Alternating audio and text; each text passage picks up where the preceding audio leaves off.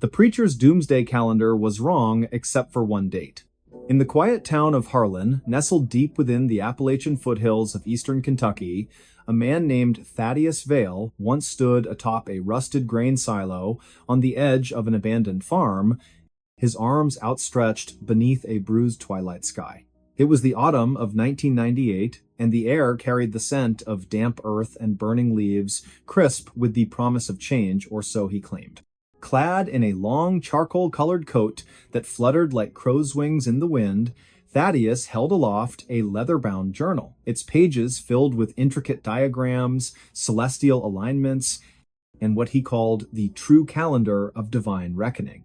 He wasn't a pastor in any official denomination, nor did he preach from a pulpit, but people came all the same, drawn by whispers, by fear, by a hunger for certainty in uncertain times. He spoke not in sermons, but in riddles wrapped in prophecy, warning that the world would end in stages, each date marked by fire, flood, or silence. The first, he said, would come on the 3rd day of April, 2001, a great falling from the sky, a judgment upon the proud towers of men. Then, on the 9th day of July, 2003, rivers would run black and the stars would blink out for 7 hours. By the winter solstice of 2005, he declared, every mirror in the world would crack at exactly 3:17 in the morning, Eastern Standard Time. His followers, numbering nearly 400 at their peak, sold homes, quit jobs, and gathered in communal shelters built from scrap wood and salvaged metal, waiting. But none of it happened. April passed without incident. July brought only heat and thunderstorms. On that winter morning in 2005, people woke to find their mirrors intact, their coffee still warm, the world stubbornly ordinary. Disillusionment spread like frost across a window pane. Families left, supplies dwindled, the shelters fell into disrepair, overtaken by kudzu and foxes.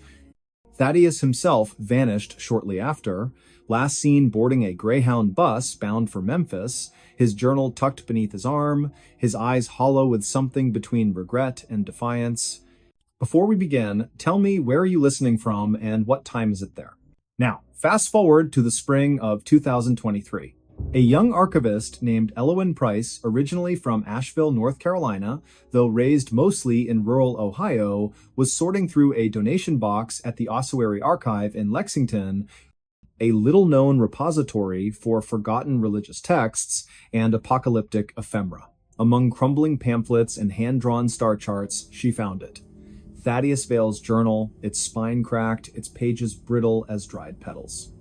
At first, she paid it little mind, just another relic of millennial panic, another voice lost to time. But then, late one rainy Tuesday night, she flipped to the final page. There, in faded ink, was a single line written in a trembling hand. And when all else has failed, look to the 7th hour of the 13th day of October, 2023. That one I saw clearly. Elowyn paused. She checked the date on her phone.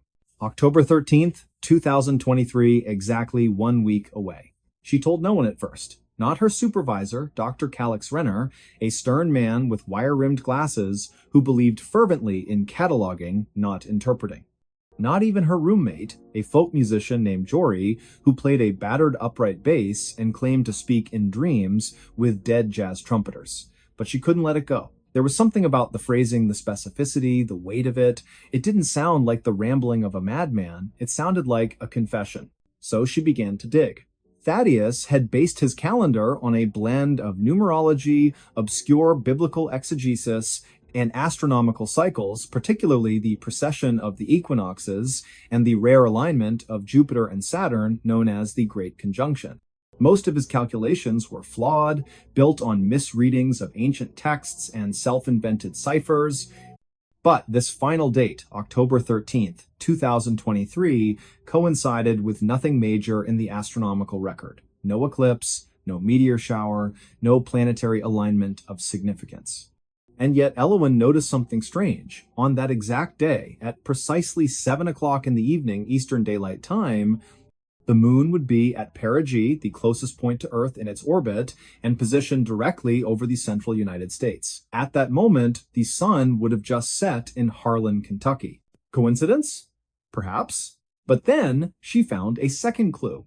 Buried in an old police report from November of 2005, a year after Thaddeus disappeared, a deputy in Harlan County mentioned investigating a small fire at the remains of one of the doomsday shelters. Inside, scorched but legible, was a chalkboard with the same date, October 13th, 2023. Beneath it, someone had written, "It isn't destruction, it's remembrance." Elowen's breath caught. She booked a train to Harlan. The journey took nearly 10 hours, winding through the Blue Ridge Mountains, past coal towns with sagging porches, and churches painted white with peeling trim. When she arrived, the air was thick with the smell of pine and distant rain. Autumn had already begun to paint the hills in amber and rust. She checked into a modest inn called the Hollow Pines Motel, room number 6, where the heater rattled and the curtains smelled faintly of mildew. That evening, she drove out to the old shelter site, guided by GPS and a hand-drawn map she'd copied from the journal. The structure was gone, only a concrete slab remained, half swallowed by ivy and wild blackberry vines. But as she stepped onto it, something shifted in the air. A stillness. A hush, as if the forest itself were holding its breath. She pulled out her phone, opened the voice recorder, and whispered, "It's October 12th. Tomorrow at 7 p.m., I'll be back." She returned at 6:45 the next evening. The sky was overcast, pale gray, streaked with violet at the edges. A cool wind moved through the trees, making the leaves shiver like hands in prayer. She sat on the edge of the slab, her jacket pulled tight, watching the minutes tick by on her watch. 6:52. 6:55. 6:58. At 6:59, the wind stopped. Not gradually, not fading. It ceased as if cut by a blade. Silence pressed down, thick and unnatural. No birds, no crickets. Even the distant hum of a highway seemed to vanish. Her pulse quickened. She glanced around, half expecting shadows to move on their own. Then, at exactly 7 p.m., a single tone echoed through the valley, low, resonant, like a bell struck deep underground. It lasted only 3 seconds, then faded, and just as quickly, the wind returned, rustling the branches, breaking the stillness. Elowen stood frozen, her skin prickled. She reached into her bag and pulled out a portable spectrum analyzer she'd borrowed from a physics professor friend, something meant to detect electromagnetic anomalies. To her astonishment, it had recorded a brief spike in low-frequency waves at exactly 7 o'clock frequency, matching no known natural source, and lasting precisely 2.8 seconds. She stared at the screen, heart pounding. Was it man-made, a military test, a geological event, or was it impossibly something else? She spent the next 6 months chasing answers. She interviewed elderly locals who remembered Thaddeus Vale, some with reverence, others with scorn. One woman, Mavis Cray, who had been 16 when the shelters were built, recalled seeing Thaddeus standing alone at midnight on New Year's Eve, 2000, staring at the stars and weeping. He kept saying, "I got most of it wrong, but one day I saw it clear." Another man, a retired geologist named Silas Tovey, confirmed that the region sat atop a network of ancient quartz veins, minerals known to amplify electromagnetic signals under certain conditions. Could Thaddeus have known? Had he discovered something by accident, by vision, by madness that science had yet to explain? Elowen published her findings in a small academic journal, careful not to claim proof, only possibility. She titled it Anomalous Temporal Events and the Psychology of Prophetic Failure. It garnered little attention except from one person. A letter arrived at the archive 6 weeks later, postmarked from Boise, Idaho. No return address. Inside, a single sheet of paper, typewritten, "You were there. I saw you on the slab. You heard it too. I've waited 20 years. He told me it would happen only once. Only for those who believed enough to doubt. Tell me, did you feel it?" Not sound, not vibration, but memory. As if the world remembered something it had forgotten. No signature. Just that. Elowen never replied. But sometimes, late at night, when the house is quiet and the streetlights flicker outside her window in Columbus, where she now lives, she opens the journal again. She runs her fingers over that final line. That one, I saw clearly. And she wonders, was it a hoax? A delusion? Or did Thaddeus Vale, in all his flawed brilliance, truly glimpse one moment not of destruction, but of resonance. A single date when time bent just enough for something to slip through? Not the end of the world, but a whisper from it. Think about that. What if the apocalypse isn't fire and ruin? What if it's a moment so quiet, so precise, that only the ones who are truly listening will ever know it happened? And what if it already did? October 13th, 2023, 7 o'clock in the evening, Eastern Daylight Time. In a field in Kentucky, beneath a motionless sky, a tone rang out, brief, unexplained, undeniable. And somewhere, perhaps, Thaddeus Vale smiled. Because even prophets get things wrong. But sometimes, just once, they're right. And when they are, the world doesn't end. It simply pauses and listens. The stories. Phone recording documented their final minutes. The file that surfaced last winter was short and brutal, and local dispatch confirmed the voices matched a missing maintenance pair. Greta Lyle, 32, a small-town reporter, listened 3 times before writing anything because the last minute hid everything important. Greta lived in a valley where the hills felt close and the roads curled between pines that ate cell bars after mile 6. Her editor wanted a follow-up on the county's mothballed call boxes, and she planned a simple piece about budgets and weathered steel. The plan changed when a man left a padded envelope at the office desk, and the receptionist slid it toward Greta. Inside lay a cheap thumb drive and a handwritten note that said, "Play it now," which was not exactly subtle guidance. The audio began with tires crushing wet grit and a fan belt squeal, then a breathy laugh that carried a little nervous catch. A woman said, "Hit record anyway," and a man replied, "We will just send it to Burgess later," and gravel pinged the undercarriage.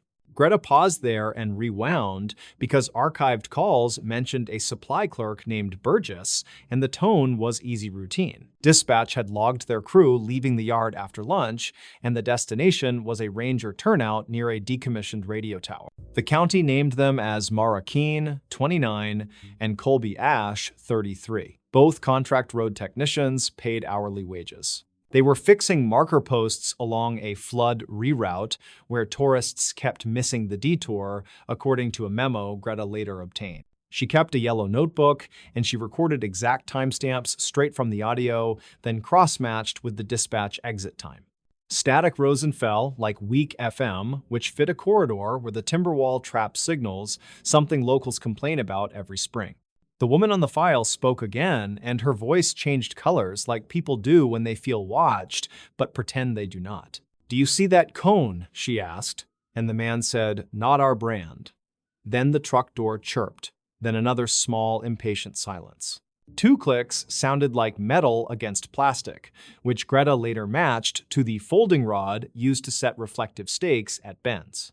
A train horn cried far away with 2 short blasts, then 1, and Greta wrote that pattern down and circled it 3 times. A witness told her a freight line hugs the river, and the drainage there creates its own echo that stacks horns out strangely. If the pattern matched that schedule, she could place the recording on a map within minutes, which is all any timeline really needs. At 23 minutes in, a male voice new to the scene drifted across the microphone, thin and half-carried by the wind. "You folks need a hookup," he said. And a second voice we never hear again muttered something that sounded like numbers and road letters. Greta paused again and wrote an underline under the word hookup because that is tow slang, and Colby worked nights at an actual wrecker. He would not pay cash for a roadside pull unless something felt wrong, and the county did not call contractors to rescue their own truck. Colby said, "We are good," and the stranger answered, "Road is closed ahead," which matched a rumor about impassable washouts that week. Greta called the county shop and asked about the washouts, and a foreman said the road was soft but open with flagged cones. The file captured an engine idling close, and a beeper chirped 3 times, the exact rhythm used by older reverse alarms on flatbeds. A chain clinked against a bumper, and the woman whispered, "We should go." Then the phone scuffed fabric as someone reset their grip. Greta listened to that fabric sound again and again because the microphone scraped a zipper, which gave brand and suggested jacket style.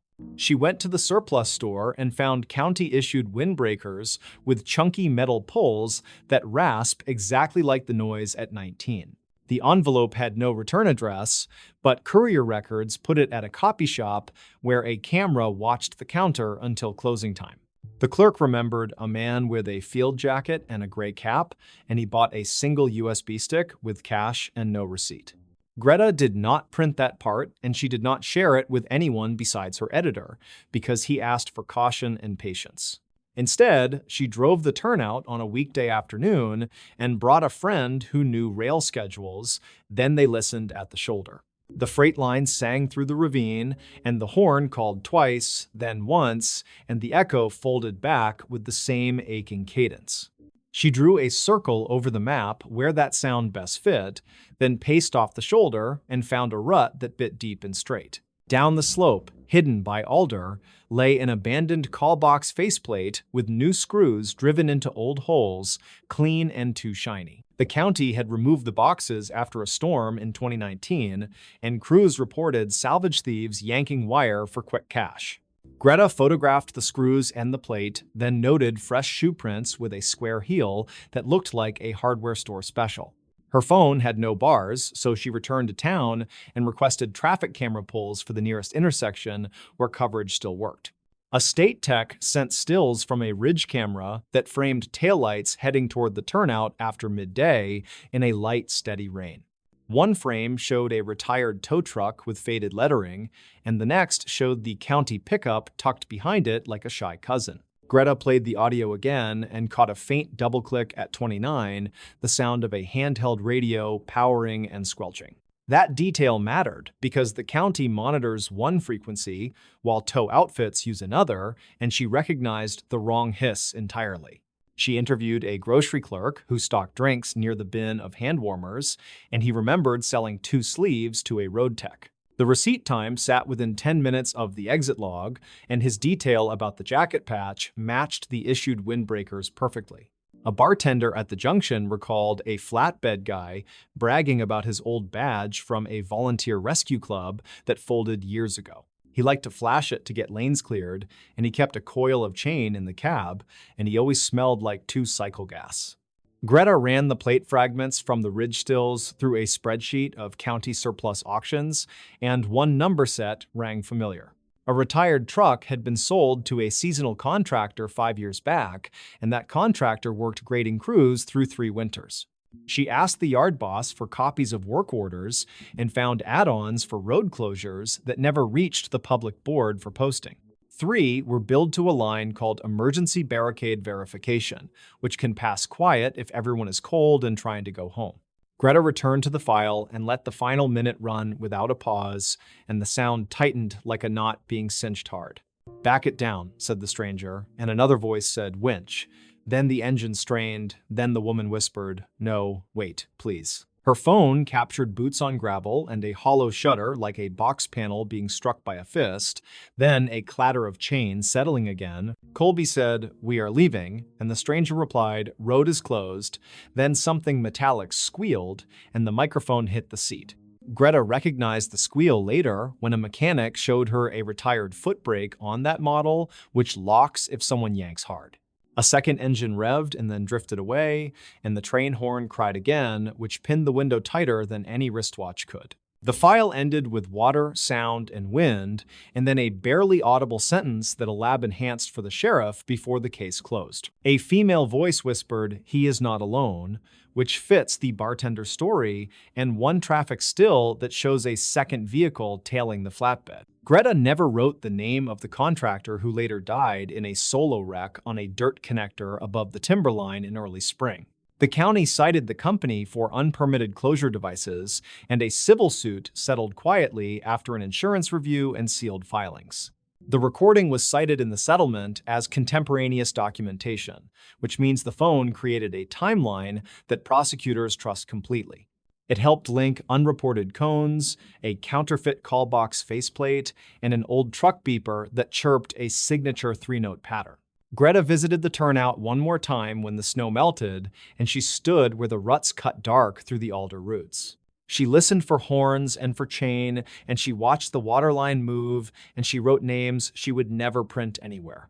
A retired dispatcher took her call and confirmed that a training tape from 2015 uses the same 3 beeper chirps.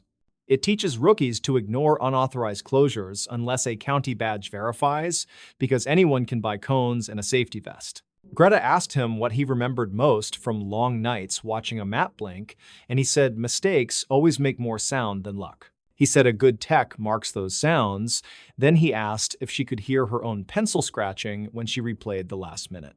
She told him yes, and she told him about the zipper scrape that matched the metal pull, and he laughed, then he went quiet. He said that noise meant the person tried to pocket the phone without breaking the recording, which is a trick dispatchers teach. The bartender called once more and said a woman had started bringing flowers to the turnout, and she left them at the alder cut.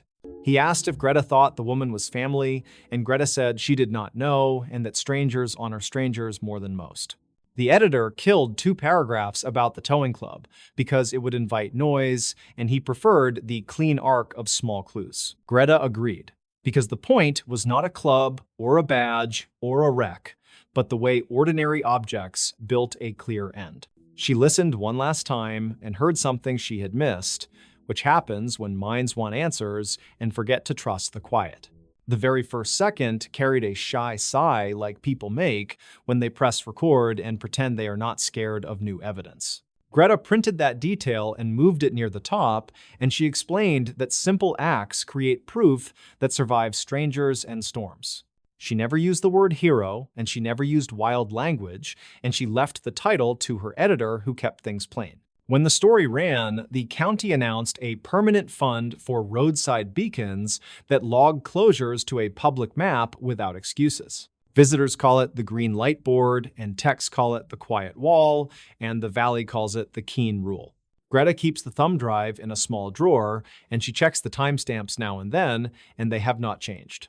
She believes the last decision Mara and Colby made was to document, and that choice laid stepping stones across a very dark place. The valley will always have roads that curl into quiet, and someone will always think cones look official when no one is watching.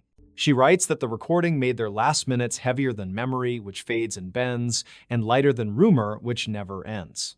On clear nights, the ravine carries sound like a wire, and 2 short horn calls followed by 1 still tag the hour. Greta parks on the shoulder, keeps her phone in her pocket, and lets the quiet work without her voice explaining every piece. The story of the thumb drive is not about a monster in the trees or a curse pinned to bad weather. It is about a phone and a breath, and the way background noises can draw a map that people can follow later. She ends notes with a sentence she never printed, because printed promises feel heavier than memory deserves when strangers are gone. Someone pressed record, and someone stayed brave for long enough, and the evidence they made did not let the valley forget. He robbed banks without saying a word. The note was for police only. In the quiet hours of a late autumn morning, when frost still clung to the sidewalks of suburban Cleveland and the sun had barely risen above the steel-gray rooftops, a man walked into the Huntington National Bank on East 93rd Street with nothing but a folded piece of paper in his hand. It was the year 2013, November the 12th, just past 9 o'clock, and the air inside the bank was warm too, warm-filled with the soft hum of fluorescent lights and the faint scent of coffee from the lobby dispenser. He wore a navy blue windbreaker, unzipped, over a plain gray hoodie, jeans that had seen too many washes, and scuffed work boots. Nothing about him stood out, not his height, not his build, not even the way he moved. Calm, deliberate, silent. Before we begin, tell me, where are you listening from and what time is it there? He approached the second teller window where a woman named Marjorie, her name tag slightly crooked, was counting change into a tray. She looked up, smiled politely, and said, "Good morning. How can I help you?" He didn't return the smile, didn't speak. Instead, he slid the folded note across the counter. Marjorie picked it up, unfolded it slowly, her eyes scanning the neatly printed words. "This is a robbery. Put $10,000 in this bag. No die packs, no marked bills. I am armed. Do not alert police. This note is for you only. After I leave, call them." Beneath it, a small brown paper sack lay flat, like something from a grocery run. Her fingers trembled, her breath caught. She glanced up, he hadn't moved. His hands were empty, palms down on the counter, but his eyes, they held hers. Not angry, not wild, just steady, cold, like ice over deep water. She nodded once, turned quietly, and began gathering bills from her drawer. 10 stacks of $100 bills. She placed them carefully into the bag, sealed it with a fold, and pushed it back toward him. He took it, slid it under his jacket. Then, without a word, he turned and walked out the front door, disappearing into the pale morning light. No alarm, no shouting, no panic at first. It wasn't until 2 minutes later, when Marjorie finally pressed the silent button beneath her desk, that the chaos began.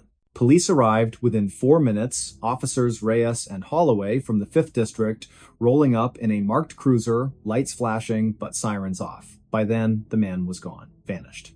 Surveillance footage showed him exiting the bank, adjusting his hood, turning left onto Euclid Avenue, walking at a normal pace, no running, no urgency, before cutting through an alley behind a shuttered laundromat. The camera lost him there. But the note?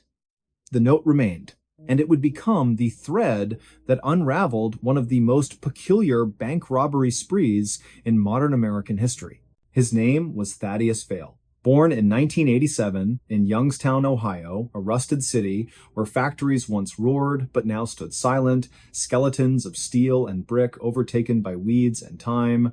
Thaddeus was the son of a mechanic and a school cafeteria worker, raised in a modest bungalow on Glenwood Drive, where the paint peeled in summer and the furnace rattled all winter. He was bright, top of his class at Rayen High, fluent in algebra and physics, could take apart a carburetor and rebuild it blindfolded, but life had a way of bending people in ways they couldn't predict. After high school, he enrolled at Kent State University on a partial scholarship, studying mechanical engineering. But halfway through his sophomore year, his mother fell ill, pancreatic cancer, aggressive and swift. The medical bills piled up, insurance didn't cover everything. Thaddeus dropped out to care for her, working double shifts at a warehouse in Akron, hauling boxes from midnight to dawn. She passed in the spring of 2010, and when she did, something in him cracked. Not loudly, not dramatically, but deeply. He drifted after that, lived in motels with weekly rates, took odd jobs, janitorial work, tree trimming, snow plowing, never stayed in one place longer than a few months. He avoided people, spoke little, read constantly philosophy, criminology, old detective novels, and somewhere in those pages, in the quiet solitude of motel rooms lit by flickering lamps, an idea formed.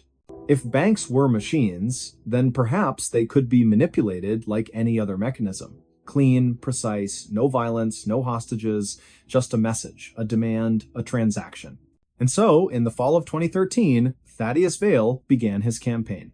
The Huntington robbery was the first, but not the last.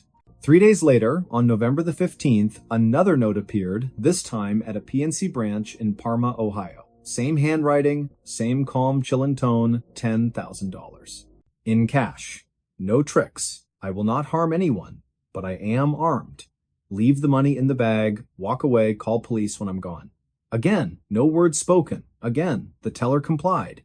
Again, he vanished. Then, on November the 18th, a third bank, Fifth Third, this time in Medina, same method, same silence, same result. By now, local news had caught wind. Headlines screamed, "Silent Bandit strikes again." Police released grainy stills from security footage back of headshots, blurred faces, a man in a hoodie moving like a shadow between buildings. Task forces were assembled. Detectives pored over maps, timelines, witness statements. But Thaddeus was careful, meticulous. He never used the same route twice, always entered during shift changes, when attention wavered, always chose branches with minimal security presence, and always left the note as his only voice. What made him different wasn't just the silence, it was the precision, the lack of greed. 10,000 each time, never more, never less, no demands for 20s or 50s, always hundreds. Easy to carry, easy to hide, and never once did he threaten a teller beyond the written warning. Never raised his voice, never reached for a weapon, yet every note carried the same phrase, "I am armed." Was he? Police couldn't say for sure. No gun was ever seen, no bulge in his jacket captured on camera, but the words alone were enough. Fear doesn't need a barrel to be real. As the spree continued, 4 banks in 5 weeks, the FBI got involved. Special Agent Lorna Keene, a veteran of the Cleveland field office, took point. Sharp-eyed, mid-40s, with a reputation for solving cold cases through patience and pattern recognition, she studied every detail: the notes, the timing, the geography. She noticed something others missed. All the banks were within a 30-mile radius of Cleveland. All were mid-sized branches, not the biggest, not the smallest. All had similar layouts: 2 teller windows near the entrance, security cameras angled slightly downward, no armed guards on duty, and all were robbed between 9:15 and 10 o'clock in the morning, just after opening, before the lunch rush. More telling? Each location was near a public transit line, bus routes, rail stations, places where a person could disappear into the flow of daily commuters. Agent Keene also studied the handwriting. Not rushed, not scribbled. Carefully printed block letters, evenly spaced, almost typewritten in their consistency, no smudges, no corrections. Whoever wrote these notes had practiced, repeatedly. And then there was the language. I will not harm anyone. That phrase appeared in 3 of the 5 notes. Not typical for a robber. Most threats are vague, aggressive, designed to intimidate. But this sounded almost apologetic, defensive, as if he needed to justify his actions even to himself. Keene leaned back in her chair one evening, the glow of her computer screen casting long shadows across her office. Outside, rain tapped against the window. She stared at the timeline pinned to the wall, 5 red dots marking the banks, connected by thin black lines showing possible escape routes. He's not a criminal, she murmured. He's a machine. Her partner, Agent Darnell, looked up from his coffee. What? This isn't random. It's procedural. Every move calculated, every word chosen. He's not trying to get rich. He's trying to prove something. Prove what? Keene didn't answer. Not yet. Meanwhile, Thaddeus had moved on. By December the 3rd, he struck again, this time in Elyria, a quiet city west of Cleveland. Another bank, another note, another 10,000. But this time, something changed. The teller, a young man named Calvin, hesitated. He read the note, looked up, saw Thaddeus standing there, motionless. Something in his eyes, maybe the exhaustion, maybe the sorrow, made Calvin pause. Instead of reaching for the money, he wrote a note of his own on a scrap of paper. Are you okay? He slid it across the counter. Thaddeus blinked. For the first time in weeks, his expression shifted. Just slightly. A flicker. Confusion. Surprise. He looked at the words, then back at Calvin. Then, slowly, he reached into his pocket, not for a weapon, but for a pen. He wrote beneath Calvin's question. I have to do this. Please, just give me the money. Calvin nodded, fetched the cash, handed it over. And Thaddeus left. But that exchange haunted him. That night, in a dimly lit motel room on Oberlin Road, he sat on the edge of the bed, the stolen money stacked neatly on the dresser. He hadn't spent $1, not one. The bags remained sealed. He hadn't bought food, clothes, shelter, nothing. He opened a notebook, thick, leather-bound, filled with equations, diagrams, lists. On the latest page, he had written, Objective, $60,000. Purpose, clear debt, restore dignity, end cycle. 60,000. That was the number. The sum of his mother's unpaid medical bills. The balance that had ruined his credit, barred him from loans, kept him from rebuilding. 60,000, and he was halfway there. But now, Calvin's question echoed in his mind. Are you okay? No, he wasn't. He hadn't slept through the night in months. Dreams of his mother calling his name from a dark hallway, waking up, sweating, heart pounding. The weight of the lie, the fiction he'd created, pressed on his chest like a stone. He wasn't a monster, but he wasn't innocent either. On December the 9th, he entered a key bank in Lorraine. Same routine, same note, same silence. But as he waited for the teller to gather the money, he noticed something different. A photo on her desk. A little girl, maybe 6 years old, smiling in a yellow dress. Beside it, a small Christmas ornament, handmade, glued-on glitter, crooked star on top. His throat tightened. For the first time, he looked around. Really looked. The bank wasn't just a machine, it was full of people.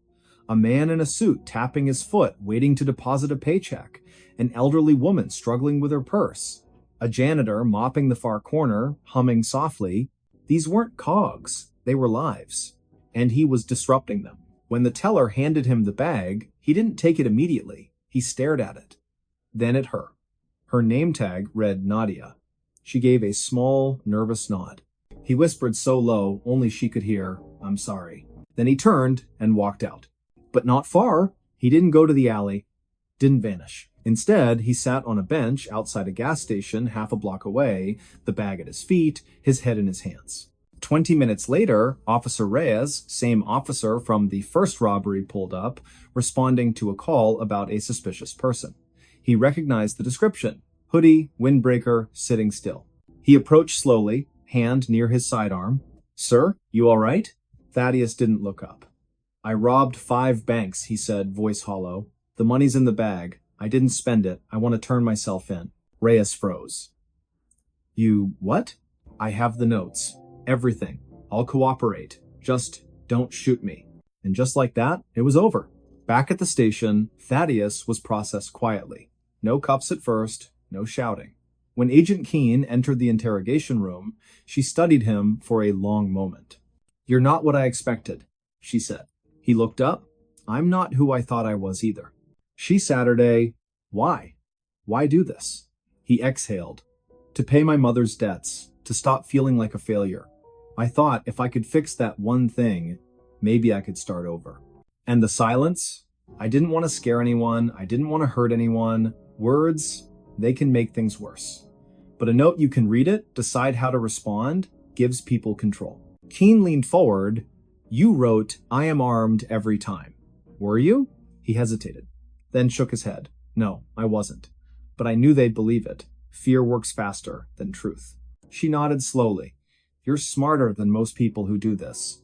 That's why you lasted so long. But not smart enough to know it wouldn't fix anything." "No," she agreed.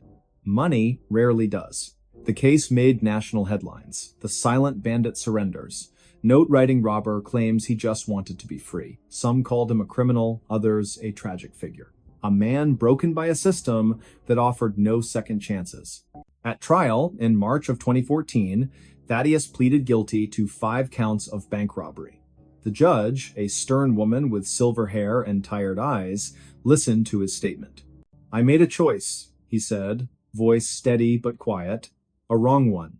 I thought I was correcting a mistake, but I only made another. I accept responsibility. And I apologize to the tellers, to the banks, to everyone I frightened. I'm not asking for mercy, just understanding." The courtroom was silent. The judge sentenced him to 6 years in federal prison, time credited for time served, minimum security, eligible for parole in 3. As he was led away, Agent Keene watched from the back row. Later, she visited him at the Federal Correctional Institution in Elkton. "How are you?" she asked. "Better," he said. "I read, I write, I help teach math to other inmates. I'm thinking." "About what?" "Starting over. Legally. Honestly. Maybe becoming a counselor. For people who feel trapped." She smiled faintly. "You'd be good at that." He looked out the window. Snow was falling gently over the yard. "I finally understand," he said. "The note wasn't for the police. It was for me. A way to pretend I wasn't really doing this. To keep my conscience quiet. And now? Now I speak. Even when it hurts." Years passed. Thaddeus was released in the summer of 2017. Found work at a community center in Toledo, tutoring teens in math and science. Slowly rebuilt his life. Paid off the rest of his mother's debts, not with stolen money, but with honest wages. He never robbed another bank. He never needed to. Because sometimes the bravest thing a person can do isn't to take silence as armor, but to break it and speak. Ohio's Vanishing Room legend turned out to be a crime scene. In the quiet, rolling hills of southeastern Ohio, where the trees grow thick and the fog clings to the valley long after sunrise, there stands an old farmhouse just off State Route 327, near the unincorporated community of Gloucester. The structure, weathered by decades of wind and rain, has stood vacant since the late 1980s, its windows shattered, its roof sagging under the weight of time. Locals have long avoided it, not out of mere disrepair, but because of the story whispered in hushed tones at county fairs and over coffee at roadside diners. They call it the Vanishing Room, a place said to swallow people whole, never to be seen again. For years, it was dismissed as folklore, a ghost tale spun to scare children from wandering too far into the woods. But in the autumn of 2017, when a young man named Thaddeus Mallory disappeared without a trace, the legend took a chilling turn, because what investigators found behind those crumbling walls wasn't a myth, it was a crime scene. Before we begin, tell me, where are you listening from and what time is it there? It was on a crisp morning in early October, the kind where the air smells faintly of damp leaves and wood smoke curls from distant chimneys, that Sheriff Elias Crane received the call. A missing person report had been filed by the elderly aunt of Thaddeus Mallory, a 23-year-old aspiring photographer from Athens, Ohio. Thaddeus had told her he was going to explore some abandoned properties for a photo series titled Forgotten Corners. His last known message, sent via text at 6:47 in the evening on October 3rd, read, "Found something strange at the Gloucester house. The back room doesn't match the floor plan. Walls feel wrong." Then, silence. Sheriff Crane, a man with 31 years on the force and a face lined by both sun and sorrow, knew the Gloucester house by reputation only. He'd heard the stories of hikers who claimed they entered the house and exited miles away, of teenagers who swore they saw a door where none should be, opening into a space that defied logic. But he was a practical man, grounded in evidence, not superstition. Still, when no sign of Thaddeus turned up after 2 days, not at his apartment, not at his favorite diner, not even on surveillance footage from the gas station on Route 59, he ordered a search of the property. The team arrived just after dawn on October 6th, their breath visible in the pale light. The house loomed ahead, surrounded by knee-high weeds and rusted farm equipment half swallowed by the earth. Deputy Marlowe, a rookie with nerves tighter than a snare drum, led the way, flashlight trembling slightly in his grip. The front door groaned open with a sound like a dying animal, releasing a wave of cold, stale air that carried the scent of mildew and something sharper, something metallic. Inside, the house was eerily intact. Dust coated every surface, but there were no signs of forced entry, no broken furniture, no struggle. It was as if time had simply stopped. Photographs still hung crooked on the walls, a calendar from 1986 frozen on the month of July. Sheriff Crane moved through the kitchen, then the parlor, calling out Thaddeus's name, his voice echoing through the hollow rooms. Nothing answered. Then they reached the hallway. It was here that things began to feel off. The corridor seemed longer than it should have been, stretching farther than the exterior walls allowed. The floorboards creaked unevenly, and the wallpaper, once floral, now peeling in long strips, pulsed faintly in the draft, as though breathing. Deputy Marlowe paused, turning to the sheriff.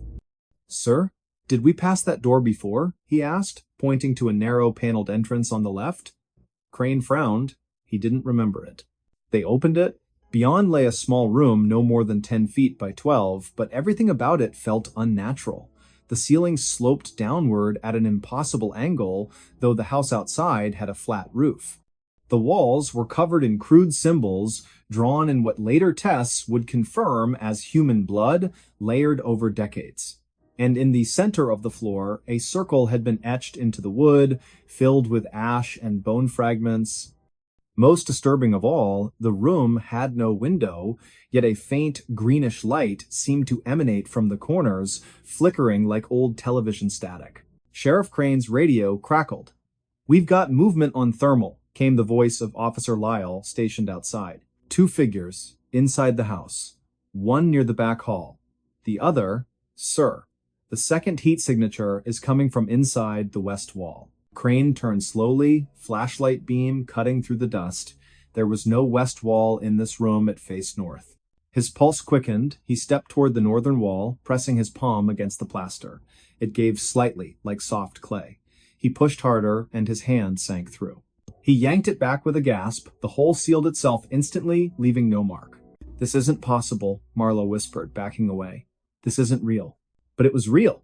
And worse, it was occupied. Later analysis would reveal traces of DMT and other hallucinogenic compounds in the air, suggesting someone had been burning psychoactive substances to induce altered states. But forensic teams also uncovered human remains buried beneath the floorboards, 3 sets of bones, carbon dated to the 1970s, 80s, and early 2000s. Dental records confirmed one belonged to a woman named Elspeth Vorn, reported missing in 1979 after telling friends she was investigating a doorway to another place in rural Ohio. And then there was Thaddeus. On October 9th, during a second sweep of the property, K-9 Unit Officer Renata Cho discovered a trapdoor hidden beneath a collapsed section of the basement. Behind it, a narrow tunnel descended into darkness. The walls were lined with photographs, dozens of them taken inside the vanishing room. Faces stared out from the images, mouths open in silent screams, eyes wide with terror. Among them was Thaddeus, captured mid-stride, unaware, seconds before vanishing from the known world. At the end of the tunnel, they found him. Not alive. Not exactly. His body was seated upright, propped against the stone wall, dressed in the same clothes he'd worn the night he disappeared. His skin was pale, almost translucent, stretched tight over his bones. His eyes were open, pupils dilated, fixed on a point beyond the ceiling. In his lap lay a leather-bound journal filled with frantic handwriting, sketches of shifting corridors, spiraling staircases leading nowhere, and repeated phrases, "It watches, it learns. It remembers names." The final entry, dated October 4th, just 1 day after his last text read, "I think I'm still here. I think I never left, but something else is wearing my face now. If you find this, don't go back, don't look for the door, it knows you're looking, it's always listening." The case was officially closed in March of 2018. Authorities cited homicide, though no suspect was ever identified. The house was condemned and scheduled for demolition, but crews refused to touch it. Dynamite placed at the foundation failed to detonate. Bulldozers stalled mid-approach, engines dead despite full tanks. Eventually, the state erected a chain-link fence around the property, topped with barbed wire, and posted warning signs, "No trespassing, hazardous structure." Yet, even now, nearly 7 years later, locals report seeing lights in the windows on foggy nights. Hunters claim to hear whispers drifting through the trees, voices calling names of people who've never been to Gloucester. And sometimes, on the edge of sleep, residents swear they feel a pressure behind their eyes, a sensation of being pulled not forward, but sideways, into a space that shouldn't exist. The vanishing room, it seems, is not done, and perhaps it never will be. Because legends don't die in places like Ohio. They wait, they breathe, they grow hungry. And they remember. Thaddeus Mallory was not the first. He certainly won't be the last. So the next time you drive down a lonely road, past a house that looks just a little too still, a little too quiet, ask yourself, does the layout make sense? Do the doors line up? And when you pass by, do you feel, just for a second, as though the air has thickened and something on the other side of the wall has noticed you? Be careful. Some rooms don't let go. Some doors only open one way. And some houses, like the one near Gloucester, standing sentinel in the mist, don't just hold secrets, they feed on them. The investigation remained open for months, though leads dried up faster than puddles in summer heat. Psychologists analyzed Thaddeus's journal, concluding he likely suffered a psychotic break induced by toxins or isolation. Skeptics pointed to mold, carbon monoxide, or underground gas leaks as explanations for the hallucinations, but none could explain the photos. None could explain how his body appeared untouched by decay, preserved in a state that defied medical understanding. And no scientist could replicate the phenomenon of the shifting walls, the impossible geometry, the way the room seemed to exist outside normal dimensions. Dr. Corvin Hexton, a parapsychologist from Case Western Reserve University, visited the site in May of 2018. He brought with him electromagnetic field detectors, infrared cameras, and a team of graduate students. They spent 3 days collecting data. On the evening of the third day, Hexton entered the vanishing room alone, determined to meditate and record any anomalies. He never came out. Search parties combed the area for weeks. His equipment was found scattered near the basement entrance, cameras smashed, notebooks burned, audio recorders filled with static, and, at one point, a whisper in Hexton's voice, "It showed me the others." They're still walking. They don't know they're dead. After that, the state declared the property off limits indefinitely. The fence was reinforced, motion sensors installed, helicopter flyovers increased. But still, the stories persist. In 2022, a drone operated by a storm chaser caught footage of the house during a thunderstorm. In one frame, clear, undeniable, the back door opens. A figure steps out. Tall, thin, wearing a coat that flaps in a wind no one else feels. The face is blurred, distorted, as if reality itself refuses to focus on it, and in its hand, it holds a camera. Thaddeus's camera. The video went viral, then vanished from the internet within hours, pulled by unknown authorities. The storm chaser claimed he received a visit from men in dark suits who said nothing, only handed him a sealed envelope and left. Inside was a single photograph, his own face, taken from inside his bedroom sometime during the night. No one believes him, but those who've studied the vanishing room know the truth. It doesn't just take people, it replaces them, and the ones who come back aren't really back at all. They're echoes. Echoes with instructions. Now consider this. When you walk through your home, do you count the doors? Do you notice if the hallway feels longer today than it did yesterday? Have you ever stood in a room and thought just for a moment that the walls leaned in slightly as if listening?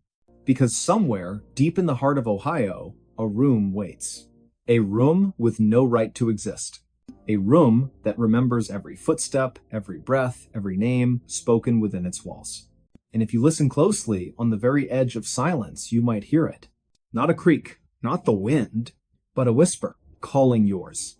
A ghost ship drifted into port with a fresh meal on the stove. It was the winter of 1987 when the fishing trawler Marianne V slipped silently into the harbor of Gloucester, Massachusetts, just before dawn on a brittle February morning. No lights flickered from her deck, no voices called out, no radio signals preceded her arrival. She came like a shadow drifting through fog, her bow nudging gently against Pier 6 as if guided by unseen hands. The first to notice her was Elias Thorne, a weathered dockhand with 40 years of salt in his bones and frost still clinging to the brim of his wool cap. He'd arrived early to check lobster traps, steam rising from his coffee cup curling into the pale gray sky. When he saw the vessel listing slightly, paint peeling like old skin, name barely legible beneath grime, he froze. His breath caught, not from cold, but from instinct. Something was wrong. Deeply wrong. Before we begin, tell me where are you listening from and what time is it there? Elias approached slowly, boots crunching over frozen patches of seaweed and ice. The Marianne V had been reported missing 3 weeks prior, last seen off the Georges Bank during a sudden nor'easter that had swallowed 2 other boats whole. The Coast Guard had called off search efforts after 10 days, assuming all hands lost, and yet here she was, intact, afloat, and strangely, undisturbed. No signs of storm damage, no gaping holes in the hull, nothing overturned on deck, just silence. A thick, suffocating silence that pressed against Elias's ears like cotton. He called out once, twice, no answer. Then, steeling himself, he climbed aboard. The moment his boot touched the deck, he felt it a chill that wasn't from the wind.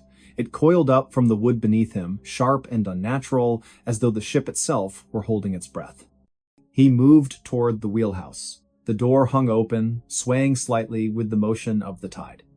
Inside, the radio crackled with static, a faint loop of Morse code repeating endlessly 3 dots, 3 dashes, 3 dots, SOS, over and over, though the power should have been dead. The logbook lay open on the chart table, the last entry dated February 3rd. Heavy fog.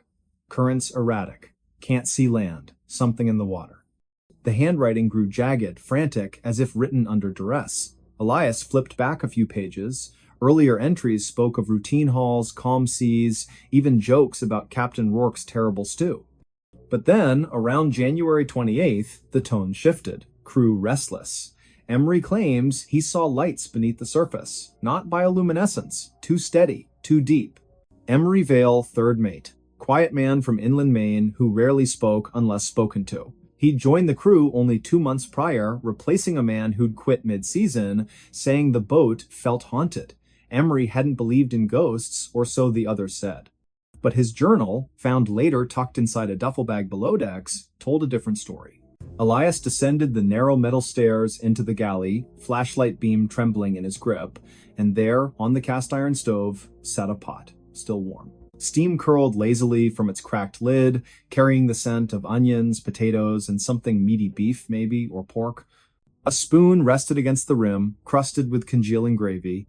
Beside it, a chipped blue mug held tea, long gone cold, but unmistakably brewed that morning. Or the night before, or whenever. Time didn't seem to matter here. He backed away, heart hammering. No one could have boarded without being seen. The harbor was monitored, no small craft had entered after midnight, and yet the meal was fresh. As if someone had stepped away just seconds ago. Then he heard it. A soft clink. From the mess hall, like a fork tapping a plate. He turned slowly. The door stood ajar. Darkness pooled beyond it. He pushed it open with the toe of his boot. Tables bolted to the floor. Benches intact. Nothing out of place. Except on the farthest table, set for four plates, each with a portion of stew untouched, forks laid neatly beside them, napkins folded, salt and pepper shakers aligned perfectly. And at the head of the table, a fifth plate, empty. But the chair was pulled out, as if someone had just risen. Elias didn't scream, he didn't run, he simply stood there, flashlight shaking, breath coming in short white puffs, until the sound came, again not a clink this time, but a whisper, faint, guttural, from the sleeping quarters below. He didn't go down, not then. He scrambled back onto the pier, shouting for help, voice raw with panic. By the time the Coast Guard arrived, the pot on the stove was cold, the steam had vanished. But the stew remained, uneaten, perfectly preserved, as if time had paused mid-bite. Captain Silas Rourke, grizzled veteran of 30 seasons at sea, was never found. Nor were his 3 crewmen, Emery Vale, Harlan Pike, and Jocelyn Crow, the youngest at 23, who'd signed on to save money for nursing school in Portland. Their personal effects were still in their bunks. Photos of family, letters half-written, toothbrushes damp. But no bodies, no blood, no signs of struggle, just absence. The investigation lasted 6 weeks. Divers scoured the hull, sonar scanned the seabed, forensic teams analyzed the stew, confirmed it contained beef, carrots, and barley, cooked within hours of the ship's arrival. No toxins, no hallucinogens, nothing abnormal. Yet every sailor who boarded the Marianne V afterward reported the same thing. The smell of cooking food, even when the stove was cold, the sensation of being watched from empty rooms, whispers in low, guttural tones, always just beyond hearing. One junior officer, Lyle Mander, claimed he saw Emery Vale standing at the railing at 3:17 in the morning, staring into the fog, mouthing words he couldn't understand. When approached, the figure dissolved like mist. The ship was towed to dry dock, declared unsalvageable not due to structural damage, but because morale among crews plummeted. Men refused to work on her. Mechanics reported tools going missing, only to reappear in locked lockers. Electricians swore lights turned on by themselves, dim and flickering, casting long shadows that moved against the walls. By April, the decision was made. The Marianne V would be scuttled, sunk in deep water beyond the continental shelf, where currents would carry her far from shipping lanes. The ceremony was brief. No flags, no speeches, just a single flare shot into the twilight sky as charges detonated along her keel. She sank slowly, bow first, vanishing beneath the waves with an almost ceremonial grace. But here's what they didn't report, what never made the official logs. 3 days later, a Norwegian freighter, the Fjordwind, radioed the Boston Maritime Authority from 50 miles east of Sable Island. They'd spotted wreckage, part of a wooden table, scorched at the edges, floating amid a slick of oil. Attached to it, miraculously preserved in a sealed plastic sleeve, was a page torn from Emery Vale's journal. The handwriting was frantic, ink smudged as if written in haste or fear. "They're not dead. We never left. The ship doesn't sink. It drifts, it waits, it feeds. The stove is always warm, the table is always set, and one day it will come back. With a fresh meal. For us." The page was authenticated, handwriting matched samples from Emery's personnel file, ink consistent with pens issued to crew, but how it survived explosion, fire, and ocean pressure, no scientist could explain. And then, on the evening of December 9th, 2012, a local fisherman named Corwin Haskins reported seeing a vessel matching the Marianne V's description near Jeffrey's Ledge. Fog was heavy that night, visibility near zero. He claimed the ship passed within 20 feet of his boat, lights dark, decks empty. But from her galley window, a yellow glow pulsed like a stove lit below. He tried hailing her, no response. When he turned to grab his radio, she was gone. Vanished into the mist. No wreckage was found, no trace on radar. The Coast Guard dismissed it as a mirage, a trick of the light. But Corwin insisted, said he smelled stew in the air, beef, carrots, barley, and underneath something darker, metallic, like blood. To this day, Gloucester fishermen avoid that stretch of water after sunset, especially in winter, especially when the fog rolls in thick and silent.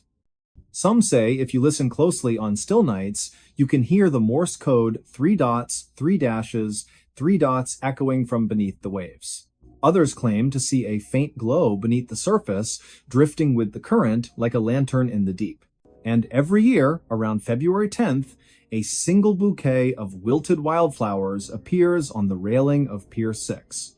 No note, no signature. Just flowers brown at the edges, salt stiffened, as if carried across the sea. Left there, some say, by someone who never came home. But perhaps the most unsettling detail, the one that lingers in the mind long after the story ends, is this. When authorities finally cleaned out the galley before scuttling the ship, they found something odd in the cupboard. A can of stew. Store-bought, label faded, best before date, October 12th, 1986. Expired over a year earlier, yet the can was warm to the touch. And when opened, it was full. Steaming. Fresh. As if just heated. No one ate it. It was incinerated along with the rest. But sometimes, late at night, when the wind howls just right through the rigging of moored boats, people swear they can smell it. That rich, savory aroma. Onions, potatoes, meat slow-cooked for hours. And they wonder, who was it meant for? And more importantly, is the table still set? The sea keeps its secrets well, but every now and then, it returns them to drift into port, unannounced, uninvited, with a fresh meal on the stove and chairs waiting to be filled. So the next time you walk past an empty dock and the wind carries the faint scent of cooking food, ask yourself, was that the neighbor's dinner? Or something else? Something older? Something hungrier? Something that remembers your name and knows when you'll be home? The robber who never touched the floor and never got caught. In the winter of 1987, when snow fell like whispers over the city of Pittsburgh and street lamps flickered beneath a sky heavy with clouds, a man named Thaddeus Vale moved through the shadows with a silence so complete it defied belief. He wasn't tall, nor was he broad, just 5'9", wiry with fingers long enough to dance across piano keys or slip between window frames without a sound. His eyes, a pale gray like thawing ice, missed nothing. And though he stole from banks, jewelry stores, and even the homes of the wealthy in Shadyside and Fox Chapel, no one ever saw him run, no one ever heard his footsteps, and not a single footprint was ever found leading away from the scene. Before we begin, tell me, where are you listening from, and what time is it there?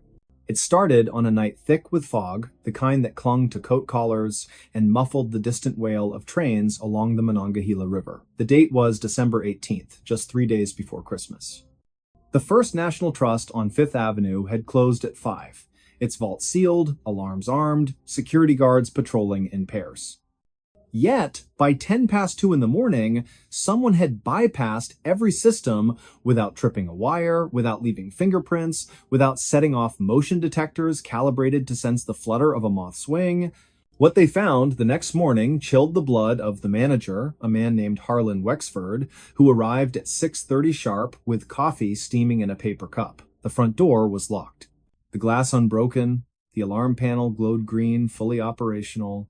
But inside, the vault stood open, its steel door yawning wide like a slack jaw. $200,000 in cash, mostly 20s and 50s, bundled in rubber bands, was gone. Also missing, a collection of rare gold coins appraised at over 400,000 belonging to a reclusive collector from Sewickley. And yet, there were no signs of forced entry, no scuff marks on the floor, no grease on the keypad, nothing. Only one thing puzzled the investigators more than the theft itself, the surveillance footage. On the tape, recorded from a camera mounted high in the corner of the lobby, there was no intruder, just darkness. Static. Then, at exactly 2:12 a.m., a flicker, a distortion, like heat rising from asphalt. For 3 seconds, the image warped. When it cleared, the vault door was slightly ajar. But no figure appeared, no hand reached in, no shadow passed. It was as if the money had simply decided to leave on its own. By midweek, newspapers across Pennsylvania carried the headline, "Phantom Thief Strikes Pittsburgh." Radio stations played eerie synth music behind breathless reports. Police Chief Lyle Mancini held a press conference, his voice tight with frustration, insisting that no man can walk through walls and vowing that the perpetrator would be caught. But deep down, even he felt a chill he couldn't explain. Because this wasn't the first time. 3 months earlier, in September of 1987, the Regal Jewelers on Walnut Street had been hit under nearly identical circumstances. Surveillance showed nothing. Alarms never sounded. The safe opened as if by magic. A string of black pearls, once worn by a silent film star, vanished without a trace. And again, no footprints. No fingerprints. No scent for K9 units to follow. Then, in November, it happened at the Carnegie Savings and Loan in Mount Lebanon. This time, a motion sensor near the back office did register something, but only for half a second. The reading? A weightless disturbance, like air shifting in a vacuum. Investigators dismissed it as equipment malfunction, but Thaddeus Vale knew better. He wasn't a criminal by birth, nor was he driven by greed. Born in a coal mining town in West Virginia Welch, population 3,000, he'd grown up in a house with no running water and a roof that leaked when it rained. His father died in a mine collapse when Thaddeus was 9. His mother worked double shifts at a diner, her hands cracked from dishwater and cold.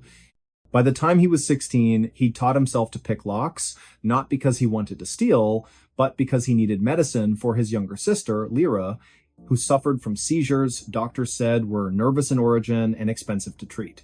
His first break-in was clumsy, a pharmacy at midnight, gloves too big, heart pounding like a war drum. He took only what he needed, phenobarbital, syringes, a bottle of cod liver oil, left a note behind, written in careful script, "I will repay you." TV. No one ever came looking. Over the years, he grew quieter, faster, more precise. He studied architecture, mechanics, airflow patterns, and human behavior.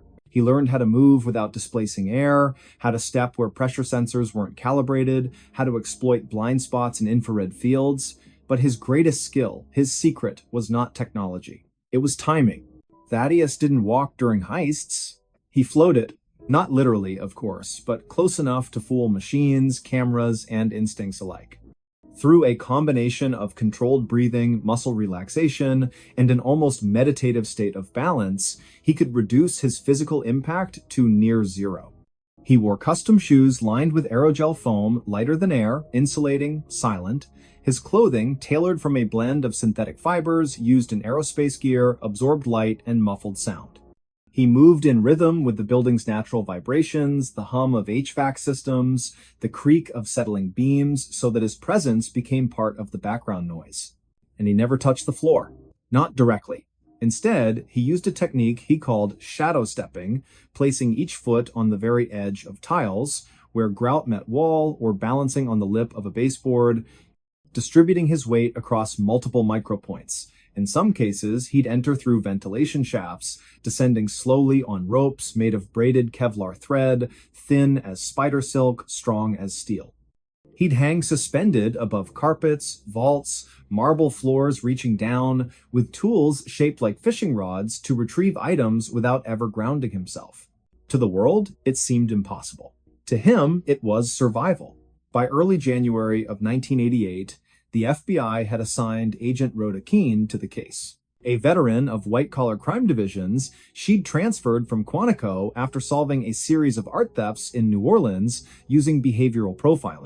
She was sharp, skeptical, and immune to sensationalism, but even she paused the first time she watched the grainy bank footage from Fifth Avenue. "There's no one there," she muttered, rewinding the tape for the 7th time. Her partner, Dale Haskins, leaned forward. "Maybe it's a glitch." "No," she said, voice low.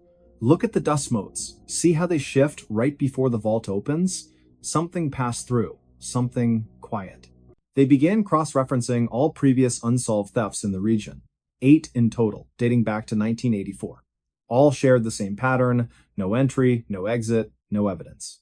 And in 6 of them, weather reports mentioned unusually dense fog on the night of the crime. Coincidence? Possibly. But then, on January 15th, 1988, the unthinkable happened again. This time, it was the home of Arthur Pembroke, a retired steel magnate living in a gated estate in Sewickley Heights. The mansion had 20 rooms, a private gallery, and a security system designed by a former CIA contractor. Motion sensors, laser grids, thermal imaging, everything. At 1:43 in the morning, the system registered a temperature fluctuation in the east wing. Not enough to trigger an alert, just a brief dip like a breath against glass. When Pembroke's housekeeper arrived at 7, she found the display case in the study shattered, not broken outward, but inward, as if crushed from within. Missing, a platinum pocket watch engraved with the coordinates of the Titanic's final resting place, and a letter signed by Thomas Edison promising collaboration on a wireless illumination device. Again, no prints, no alarms, no sign of struggle, but this time there was something new. On the marble floor, just beneath the shattered glass, lay a single playing card. The Queen of Spades, flipped face up. Agent Keene stared at it in the evidence photo, her pulse quickening. "He's communicating," she whispered. Haskins frowned. "With whom?" "With us," she said. "Or maybe with someone else." She ordered a full forensic sweep of all prior crime scenes, anything left behind, no matter how insignificant. And 2 days later, in a dusty envelope from the Regal Jewelers case, they found it a matchbook from a diner in Clarksburg, West Virginia. On the back, scribbled in pencil, "For Lyra. Soon." Keene traced the diner's records. Only one person had asked for directions to Welch that week, a man matching Thaddeus Vale's description, paying an exact change, wearing a long coat and sunglasses despite the overcast sky. She flew to West Virginia the next morning. Welch was a ghost of its former self, storefronts boarded up, miners out of work, children playing in empty lots where company houses once stood. She found the Vale residence, easily a sagging frame house on Sycamore Street, paint peeling, porch steps rotted, no lights on, no car in the driveway, but smoke curled from the chimney. She knocked. Silence. Then the soft click of a lock. The door opened just enough to reveal a woman, thin, pale, wrapped in a wool blanket. Her eyes were red, her hair tied back with a frayed ribbon. "Yes?" she asked, voice hoarse. "Mrs. Vale," Keene said gently. "I'm Special Agent Rhoda Keene, FBI. I'm looking for your son, Thaddeus." The woman didn't flinch, didn't gasp, just exhaled slowly, like someone releasing a burden. "He's not here," she said, "and he won't come back." "Why not?" "Because he's done what he needed to do." Keene stepped forward. "Ma'am, your son is suspected in multiple thefts, over $1 million in losses. People are scared. We need to talk to him." The woman smiled faintly. "Talk to him? You think he'd let you catch him? You think he leaves tracks because he wants to be found?" She opened the door wider. Inside, the room was sparse wood stove, cot, bookshelf, crammed with engineering manuals and old medical journals. On the wall, a map of Pittsburgh was pinned with tiny red dots, each marking a location of a theft. But in the center, a photograph. A young girl, maybe 10 years old, smiling beside a hospital bed. A caption beneath, handwritten, "Lyra's first seizure-free year. She's alive," the woman said softly. "Thanks to him, the medicine, the specialists, the treatments they said we could never afford. He gave her time. 5 years. She passed last April. Peacefully." Keene felt her throat tighten. "And now?" she asked. "Now he's gone," the mother said. "Where? I don't know. Maybe helping someone else. Maybe just resting." She handed Keene a small box wrapped in brown paper. "This came yesterday. No return address. Just your name." Keene opened it. Inside, the Edison letter, the Titanic watch, and a note on thin stationery. Return these. They were borrowed. TV. No arrest warrant was ever served, no trial convened. The FBI closed the case in March of 1988, citing insufficient evidence and lack of identifiable suspect. The media moved on. The public forgot. But in quiet corners among locksmiths, security consultants, and urban legends whispered in police academies, Thaddeus Vale became myth. They say he still moves.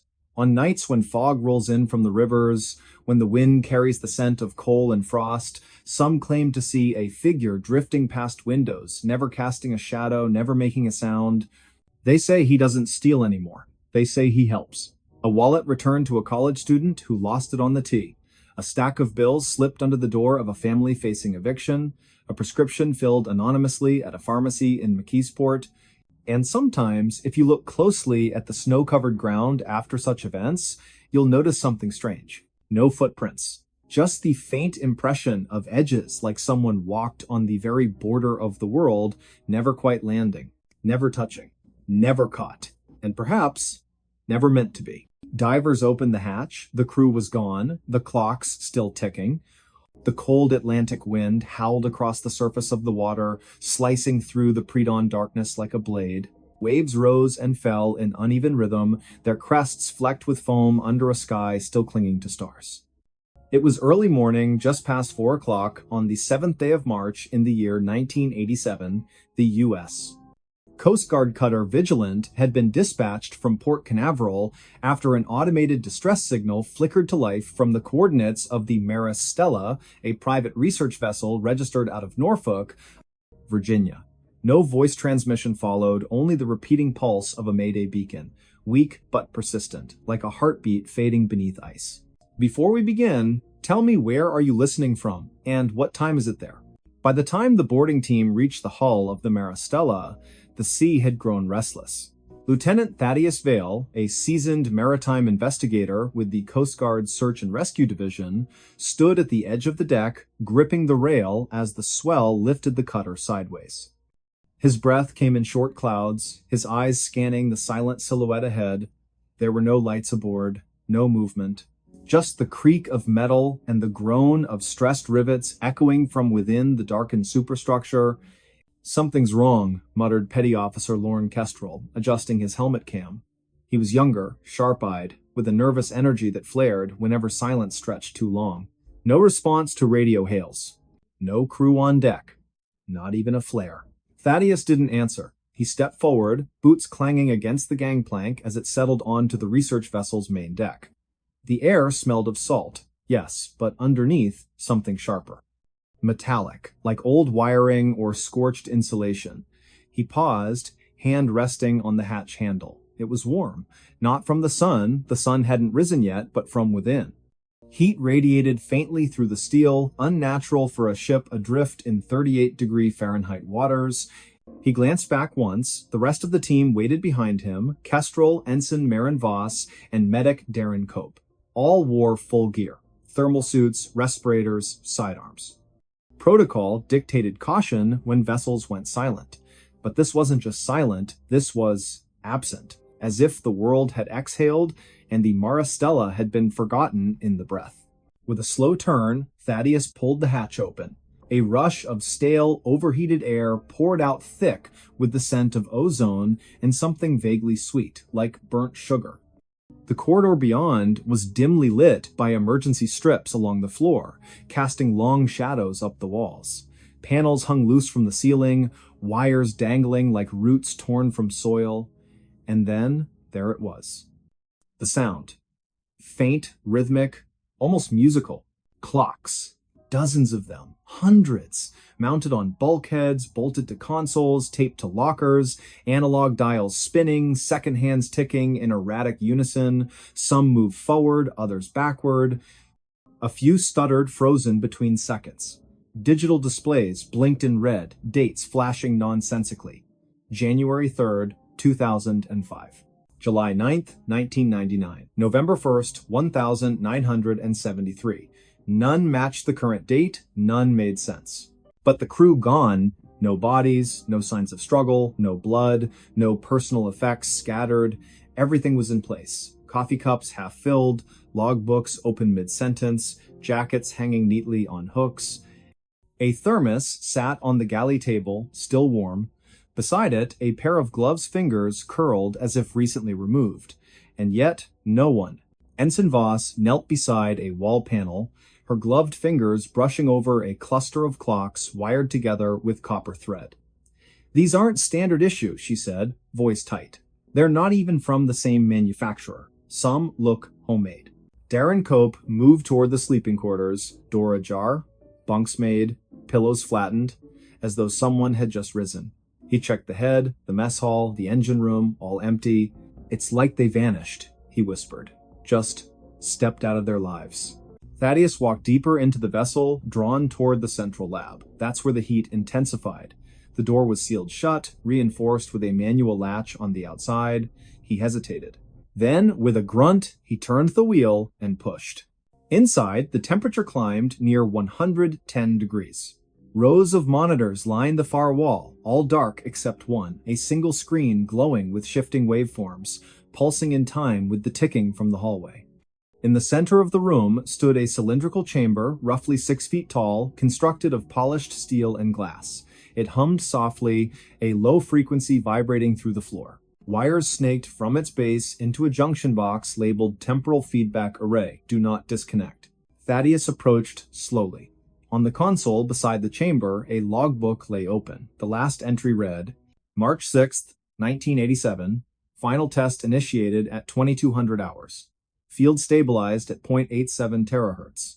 Temporal resonance achieved. Crew reporting mild disorientation. Clock drift noted in adjacent sectors. Proceeding to Phase 3 despite protocol concerns. Dr. Corwin Hale insists integrity holds. If this works, we may witness causality inversion. God help us if we don't return. Below it, scrawled in different ink, shaky and urgent, we weren't supposed to see it. We weren't supposed to remember. The clock doesn't move forward, it chooses. It chose to erase us. Don't open the chamber, don't listen to the ticks. They're not counting time, they're counting down to when you forget too. Thaddeus stared at the page. His throat tightened. Behind him, Kestrel entered, breathing hard. "Lieutenant, you need to see this." He led Thaddeus back to the bridge. The navigation system was offline, but the backup chronometer, factory sealed, never tampered with, was spinning wildly. Not just the second hand, the entire mechanism, hour, minute, second revolving in reverse. And then, abruptly, stopping. It read, 4:17 a.m., March 7th, 1987. Exactly the time they had arrived. "No," Thaddeus breathed. "That's impossible." Kestrel pointed to the radar scope. Empty. No other vessels within 50 nautical miles, no aircraft, nothing. Yet on the communications board, the tape recorder was running. They rewound it, pressed play. Static. Then a voice, calm, familiar. It was Thaddeus's own. "This is Lieutenant Thaddeus Vale. We've boarded the Maristella at approximately 4:17 a. M crew is missing, systems compromised. Recommend immediate quarantine and retrieval. Do not approach the central chamber. Repeat, do not open it." The recording ended. Silence fell like a weight. Marin Voss looked up, face pale. That was just recorded. We haven't reported anything yet." Thaddeus turned toward the lab. The humming had changed, grown louder, more insistent. The single monitor now displayed a new message, scrolling in crisp white text. Initiation sequence repeated. Observers registered. Temporal loop confirmed. And below it, previous attempt failed.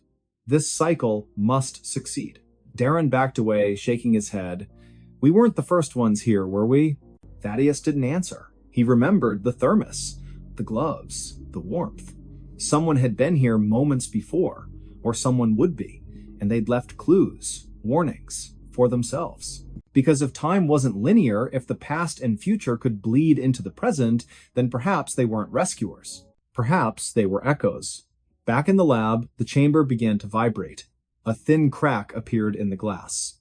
From within, a shadow shifted. Not human, not quite, but familiar.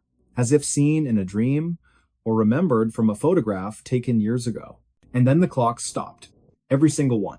The silence was deafening. For 3 heartbeats, nothing moved. Then, simultaneously, they restarted. But this time, they all showed the same time. 4:13 a.m., March 7th, 1987. 4 minutes earlier. Thaddeus felt it then, a pressure behind his eyes, a tingling in his fingertips. A memory surged, unbidden.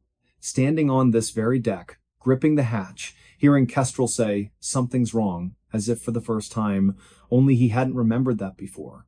Or had he? He turned to the others. Their faces were blank, confused, as if waking from sleep.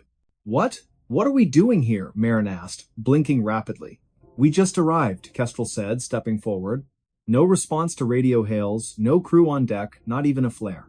Thaddeus froze. He had heard this before. He had lived this before. And in that moment, he understood. They weren't breaking into the loop. They were trapped inside it. The Maristella wasn't abandoned. It was waiting for them to make the same mistake again. And somewhere, deep in the bowels of the ship, the chamber pulsed once, like a heart remembering how to beat. Months later, the official report listed the Maristella as lost at sea, presumed sunk during a sudden storm front. All hands missing, presumed dead, the case was closed, files archived, survivors, none. Evidence, scant. Just a few corrupted audio logs, a set of mismatched timestamps, and one handwritten note found in Thaddeus Vale's personal effects delivered to his sister's home in Asheville, North Carolina, with no return address, postmarked June 11th, 1987. The note read simply, "I remember the clocks. I remember the heat. I remember saying the same words, seeing the same faces. I don't know how many times I've lived this. But I know one thing, if you're reading this, I failed again. And you're next. Listen carefully. When you hear the ticking, don't follow it. Don't open the hatch. And whatever you do, don't trust the time on your watch." The letter was dated March 7th, 1987. But the postmark was from March 7th, 2024. And in a small attic drawer in Asheville, buried beneath old photographs and yellowed letters, a single analog clock sits untouched. Its hands have not moved in 37 years. Yet every night, at exactly 4:17 a.m., it ticks once, as if reminding someone, as if calling them back. They found a shipwreck, but it wasn't supposed to exist. It was late autumn in the year 1957, when a group of marine surveyors working off the coast of Maine stumbled upon something that defied every known record, something buried beneath layers of silt and kelp cradled by the cold Atlantic floor. The vessel, partially collapsed but unmistakably intact in sections, lay at a depth of nearly 200 feet just beyond the continental shelf near Monhegan Island. What made the discovery so unnerving wasn't merely its condition, it was the design. The hull bore no resemblance to any documented ship from the colonial era, nor did it match the blueprints of early American fishing vessels or merchant schooners. Its structure was sleek, almost futuristic for its time, with riveted plating arranged in an unusual spiral pattern and portholes shaped like ovals rather than circles. Most peculiar of all, there were no markings, no name, no registry number, nothing to suggest where it came from or who had sailed her. Before we begin, tell me, where are you listening from and what time is it there?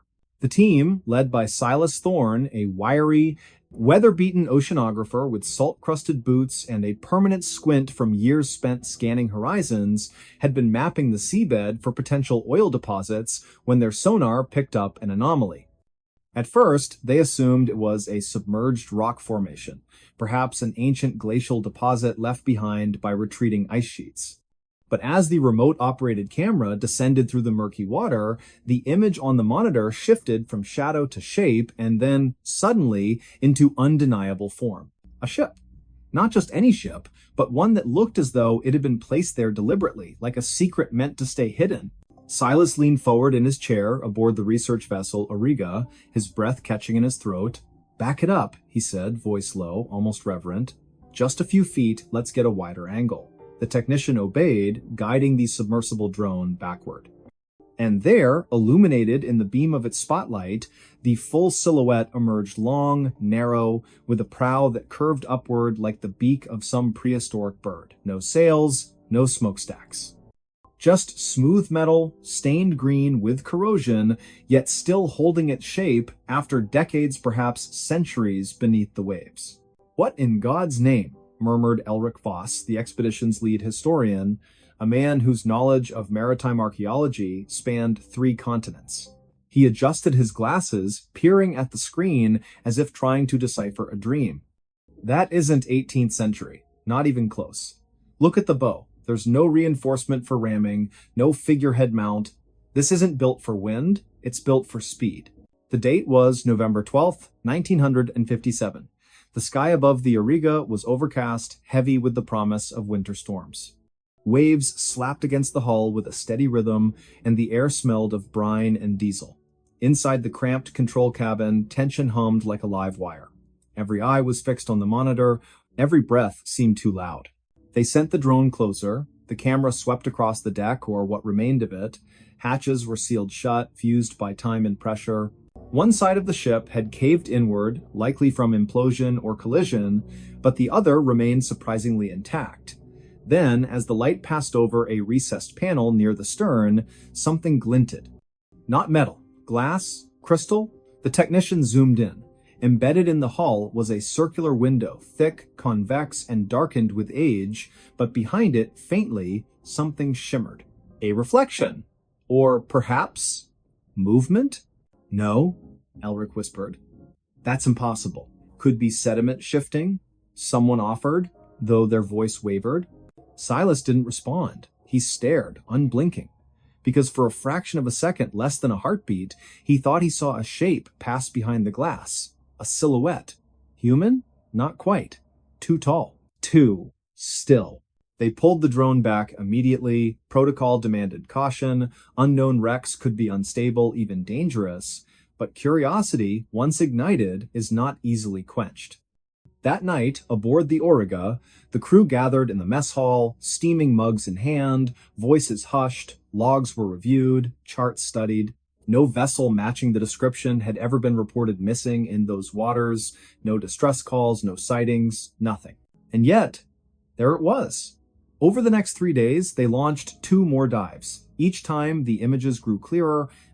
Inside the ship, via a breached section near the midship, the camera revealed corridors narrow, sloping downward at a slight incline, lined with smooth walls that looked almost molded, not welded.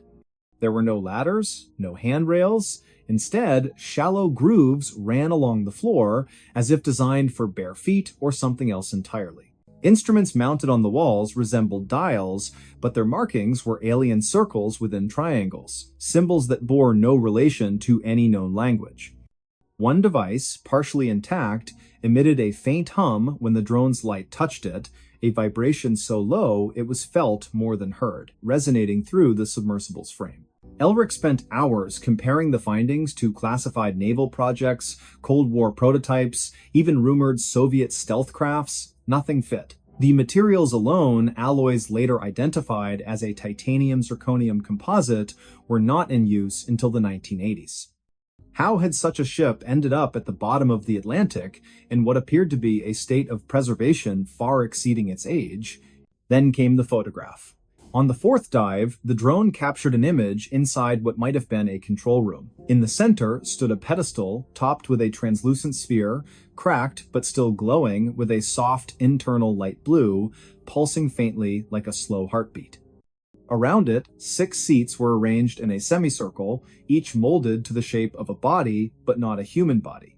The limbs were elongated, the spine curved unnaturally, the headrests were too large, too high. Silas refused to believe it. "It's erosion," he insisted. "Water distortion, trick of the light."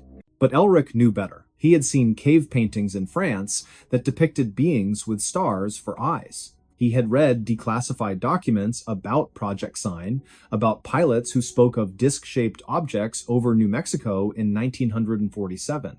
This was different. This was physical, tangible. Buried, yes, but waiting. The decision was made to bring up a sample. A small fragment of the hull, carefully extracted using hydraulic cutters. It was placed in a sealed container, stored in the ship's lab. That night, the temperature aboard the Auriga dropped without explanation. Crewmen reported hearing whispers in the ventilation shafts, soft, rhythmic, not in any language they recognized. One sailor, Jorvik Menet, swore he saw a reflection in the porthole of his cabin, not his own, but a face, long and pale, watching him from the dark water outside. By morning, the fragment was gone. Not stolen, not misplaced, vanished. The container was intact, locked, undamaged, but inside, empty. Only a fine dust remained, clinging to the sides like ash. Panic began to spread. The captain ordered the mission aborted. They would return to port, file a report with the Navy, and let others decide what to do. But as the Auriga turned east toward Rockland Harbor, the sonar pinged again, this time not from below, but from behind. Something was rising from the wreck, slowly, deliberately. Silas rushed to the deck. The sea was calm, the sky breaking into pale streaks of dawn, but beneath the surface, a disturbance formed a column of bubbles, spiraling upward like a vortex. And then, for just a moment, the water shimmered, as if refracting light from an unseen source. A low tone echoed through the hull, deep and resonant, vibrating the bones of everyone on board. No one spoke, no one moved, and then, silence. When they reached shore, the official report cited equipment malfunction, sonar misinterpretation, and possible geological activity. The footage was classified, the logs were sealed, the crew dispersed, some transferred, others retiring abruptly. Silas Thorne submitted a detailed addendum, only to have it returned with a single sentence stamped across the cover. Information not consistent with established records. He never spoke of it again, not publicly, but in the attic of his cottage in Boothbay Harbor, tucked beneath a loose floorboard, he kept a notebook. Pages filled with sketches, coordinates, and one haunting phrase repeated over and over, as if trying to convince himself it wasn't supposed to be there, it wasn't supposed to exist. Years passed. The story faded into rumor told in hushed tones at coastal bars, scribbled in the margins of obscure journals. Some claimed the wreck resurfaced during a storm in 1973, seen by lobstermen off Matnicus Isle. Others said the Navy recovered it in secret, towing it under cover of fog to a facility in Portsmouth. A few even believed the ship was never human at all, that it had arrived from somewhere else, crash landing in the ocean long before history began recording names and dates. Elric Voss, in his final interview before passing in 2004, was asked if he thought the truth would ever come out. He paused, then smiled faintly. "Truth?" he said. "Sometimes the truth isn't something you find, it's something that finds you. And perhaps, somewhere beneath the cold rolling waves off the coast of Maine, it's still waiting. The sea keeps its secrets well. But not forever. Because even now, on quiet nights when the wind dies down and the stars hang low over the water, fishermen swear they hear it, a faint pulse rising from the deep, a rhythm, a signal, as if something down there is waking up." The stories. This abandoned cabin blueprint exposed a secret crawlspace.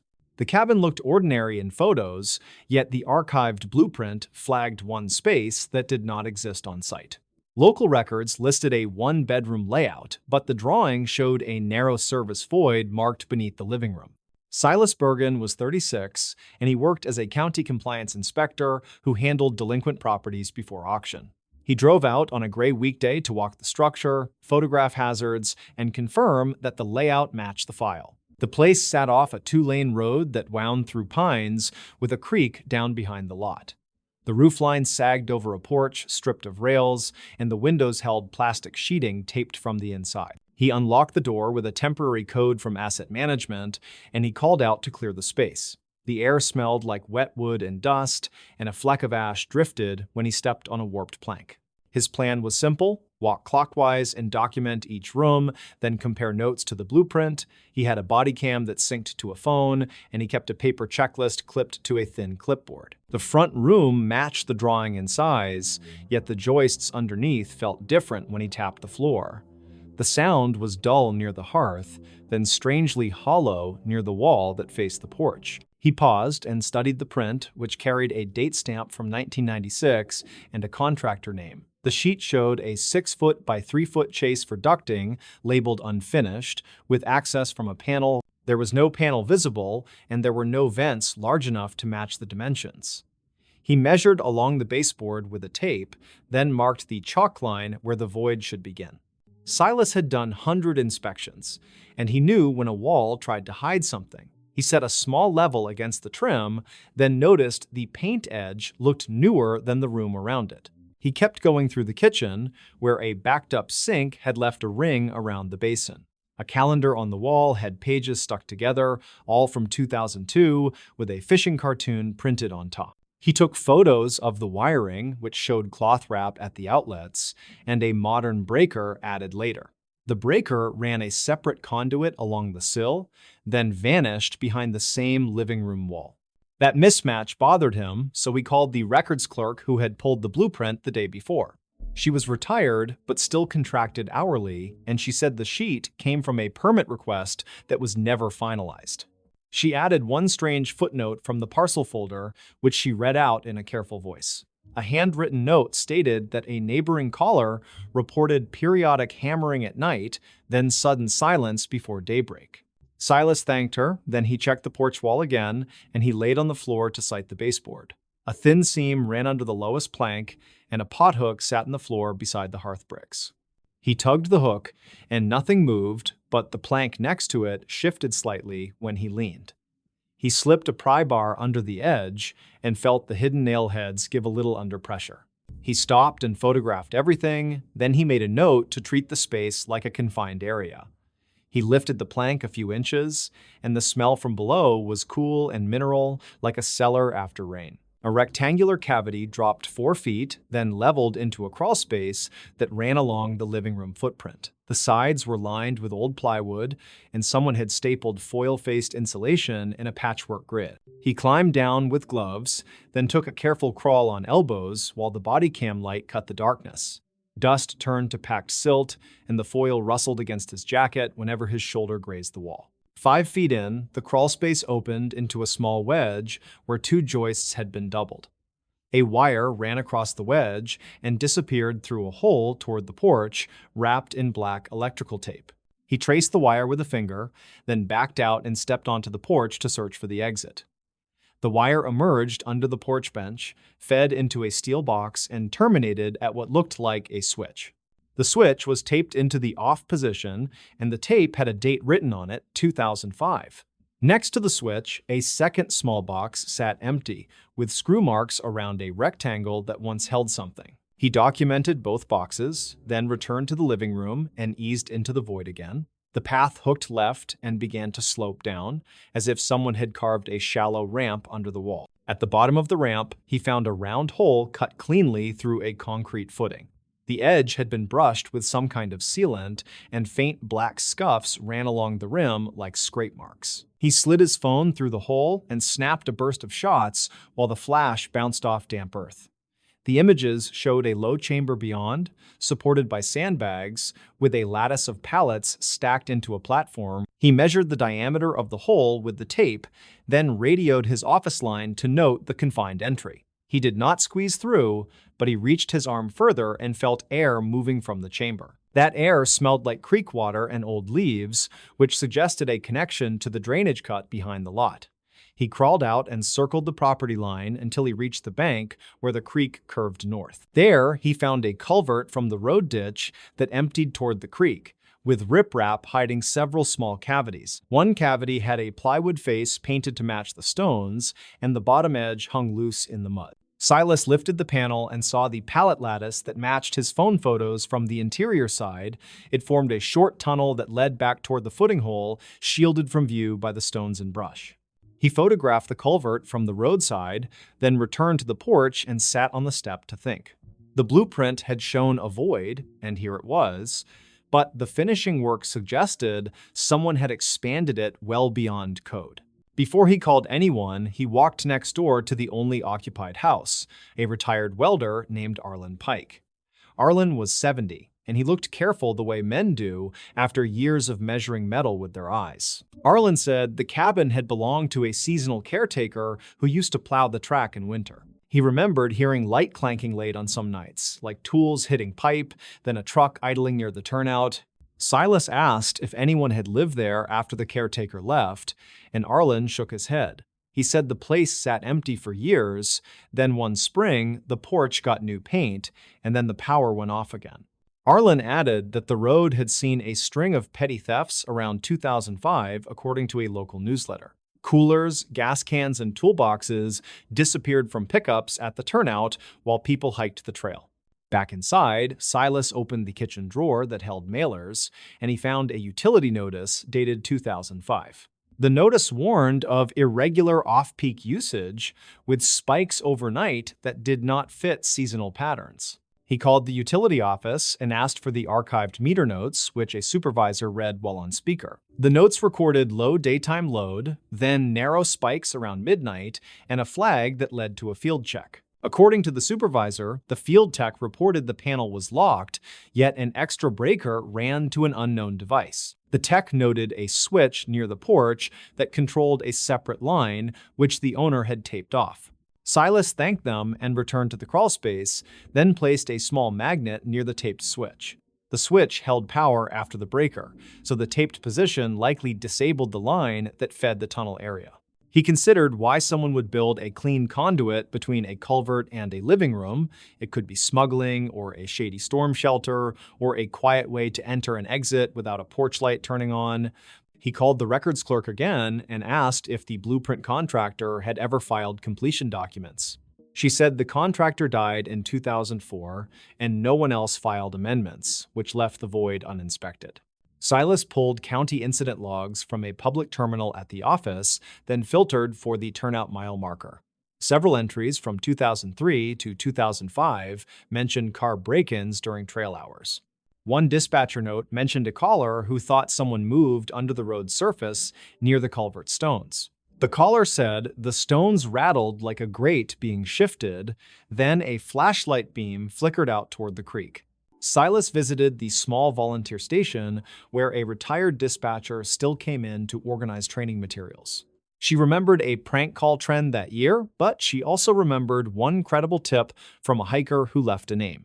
The hiker, whose name he will not repeat, reported hearing a handheld scanner from inside the culvert during a busy weekend. The voice read license plates quietly, then said clear when a driver left a truck unlocked near the turnout. Back at the cabin, Silas checked the crawl again, and this time he saw faint letters printed on the foil facing. The letters matched a brand of insulated soundboard used in rehearsal rooms to dampen noise without thick walls. He scanned the chamber beyond the footing hole one more time and noticed zip tie heads gleaming along the pallet edges.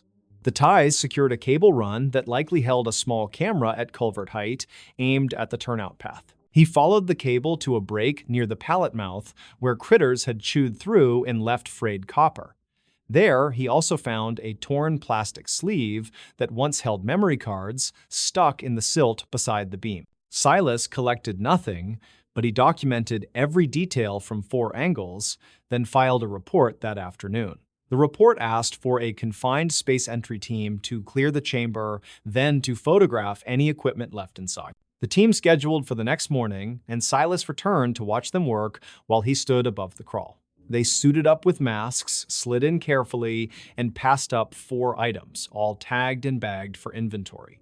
The items included a small VHF scanner, a smashed action camera, a handwritten log, and a lock with a cut shackle. The log listed dates, truck descriptions, and short notes like cooler, gas can, or tool chest, all marked with times. At the bottom of the log, a few lines mentioned a code word he had heard on the dispatcher note. The writer kept track of the word clear after reading a plate quietly, which matched the hiker account from that season. Silas wrote an addendum that evening that tied the blueprint to the crawlspace and the culvert method. He mapped the route from turnout to pallet chamber, then to the footing hole and the living room lift point. It was crude, yet it was efficient for someone who needed to vanish when headlights turned down the road. A person could slip under the riprap, cut the feed with the switch, stash gear, then rise through the floor and wait out patrols. 2 weeks later, the county closed the chamber with concrete, and asset management stripped the porch to studs. No charges appear in public record related to the log, which suggests the writer was either gone or unidentifiable. Arlen watched the work from his fence and said it explained the trucks that idled without drivers toward midnight. He said he had chalked it up to fishermen, but the old culvert trick made more sense when joined to the blueprint. Silas requested the utility to send him a copy of their night spike graph for his file notes. The graph showed narrow peaks around midnight, which matched the switch relay cycling, while equipment ran briefly under the floor. Years later, people still hike that turnout, and most know nothing about the pallet chamber under the stones. The cabin has new owners who kept the footprint, yet they asked the county to certify the slab as filled and sealed.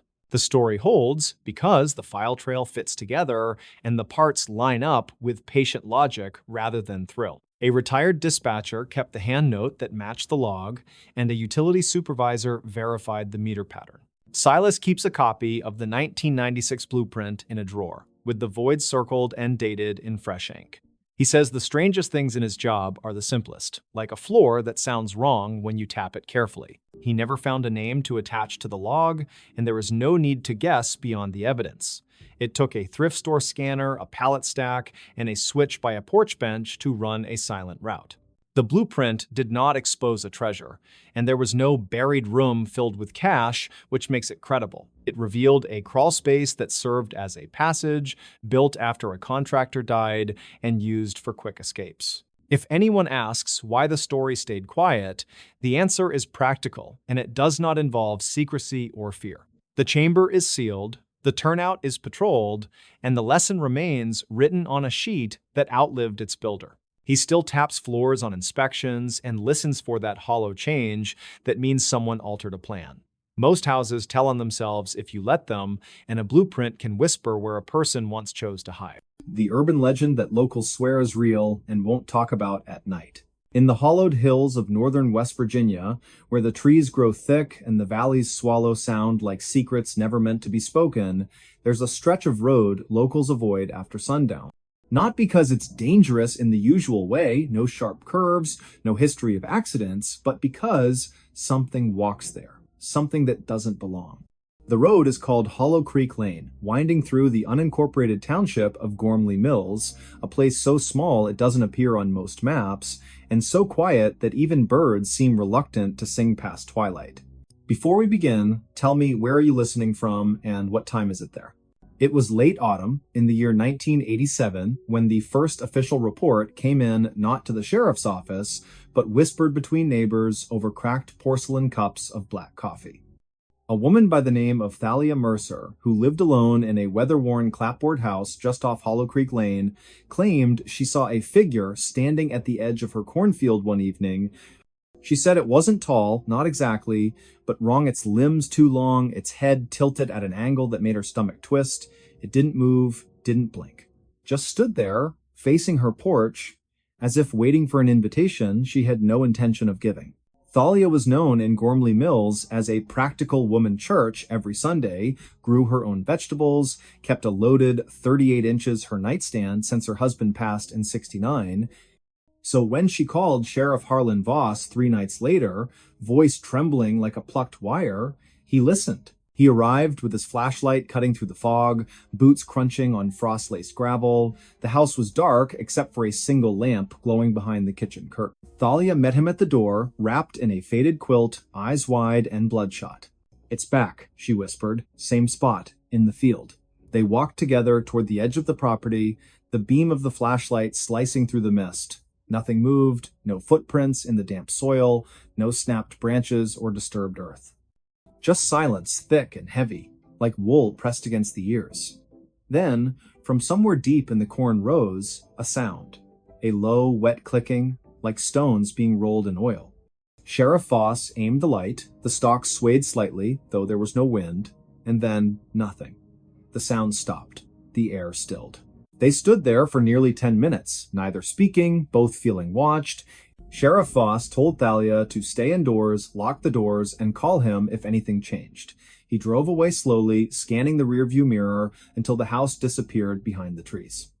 He filed a report the next morning, possible hallucination due to stress or sleep deprivation, but privately he marked a note in his personal ledger, Hollow Creek, November 3rd, Thalia Mercer. Heard something, felt something, can't explain. That winter was harsh, long stretches of snow, power outages, roads blocked for days. But people in Gormley Mills noticed other things too. Dogs refused to go into backyards after dark. Chickens vanished without signs of struggle. And on still nights, when the moon hung low and yellow, some swore they heard voices calling from the woods, voices that didn't sound human. Children were kept inside after 6, porch lights stayed on all night, conversations about Hollow Creek Lane ended quickly, often with a shake of the head and a muttered phrase, "Best not talk about it." Then, in early spring of 1988, a teenager named Corwin Bellwether went missing. He was 16, lanky, with a stutter he'd been trying to overcome since childhood. Corwin liked to walk at night, said it helped him think. His mother, Elspeth, would beg him not to go down Hollow Creek Lane, but he always shrugged and said, "Nothing out there but trees and dirt." On the night of March 14th, he left after dinner with a notebook in his pocket, claiming he was writing poetry for school. He never came back. Search parties combed the woods for weeks. Bloodhounds picked up his scent near the creek bed, then lost it abruptly, as if he'd stepped off the face of the earth. A week later, his boots were found placed neatly side by side at the base of an old sycamore, roots tangled like knuckles. No body, no blood, no explanation. The official cause of disappearance? Presumed runaway. But in Gormley Mills, folks knew better. They looked at each other in church pews, eyes shadowed, lips tight. They didn't say much. But they stopped walking that road entirely. Years passed, the story faded mostly. New families moved into the valley, drawn by cheap land and quiet living. They laughed at the old tales. Ghosts, they'd say. Come on. But then, little things started happening. Lights flickering in empty rooms, cold spots in hallways. One woman, Miriam Huxley, claimed she saw a figure in her bathroom mirror one night, a man with sunken eyes and a mouth sewn shut with black thread. She screamed, turned on the light, and it was gone. The next morning, she found a single muddy footprint on the linoleum leading from the bathtub to the door, but the windows were locked. The house had no basement access. In 2005, a documentary crew from Pittsburgh arrived, determined to debunk the myth. They set up cameras along Hollow Creek Lane, motion sensors, audio recorders. For 2 nights, nothing. On the 3rd, at precisely 2:13 in the morning, every device failed simultaneously. The footage showed only static, but audio captured a whisper, faint at first, then clearer. You're not supposed to see. When the lead technician reviewed the files, he noticed something else. In the background, beneath the static, a rhythmic tapping 3 slow knocks, pause, then 2 quick ones, like a code or a warning. He played it for an elderly resident named Otis Grindle, who'd lived in Gormley Mills his entire life. Otis listened once, turned pale, and said, "That's how they used to signal before the mine collapsed in '49. Only the men trapped underground knew that pattern." He refused to speak another word on the subject. By 2012, Hollow Creek Lane was officially closed. The county put up a rusted gate, chained and padlocked, with a sign that read, "Road closed, no trespassing." But kids still dared each other to go. Teens from nearby towns would drive up on weekends, flashlights in hand, laughing nervously as they approached the gate. Most turned back before reaching the tree line. But a few went further. One such group, in October of 2017, included a boy named Jory Linthwaite. He was 17, curious, raised on horror films and internet creepypastas. He didn't believe in ghosts, he believed in adrenaline. That night, he and 3 friends cut the chain with bolt cutters and slipped through. They brought cameras, a Ouija board, even a EVP recorder. They set up camp near the old sycamore where Corwin's boots were found. At first, it was jokes. Flashlight beams dancing through the trees, mocking whispers. Then, around 1 o'clock, the temperature dropped sharply. Breath came out in thick clouds. Their phones died, one by one. Then the recorder picked up a voice, clear, childlike, but distorted. "Don't look behind you." All 4 spun around. Nothing there. But when they turned back, the Ouija board planchette had moved on its own, spelling "Leave now." They packed up fast. As they ran toward the gate, Jory tripped. His friends thought he'd caught his foot on a root, but when they stopped and turned, Jory wasn't getting up.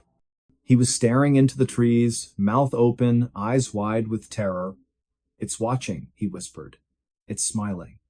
They pulled him up, half dragging him the rest of the way. The chain was intact again, no sign it had ever been cut.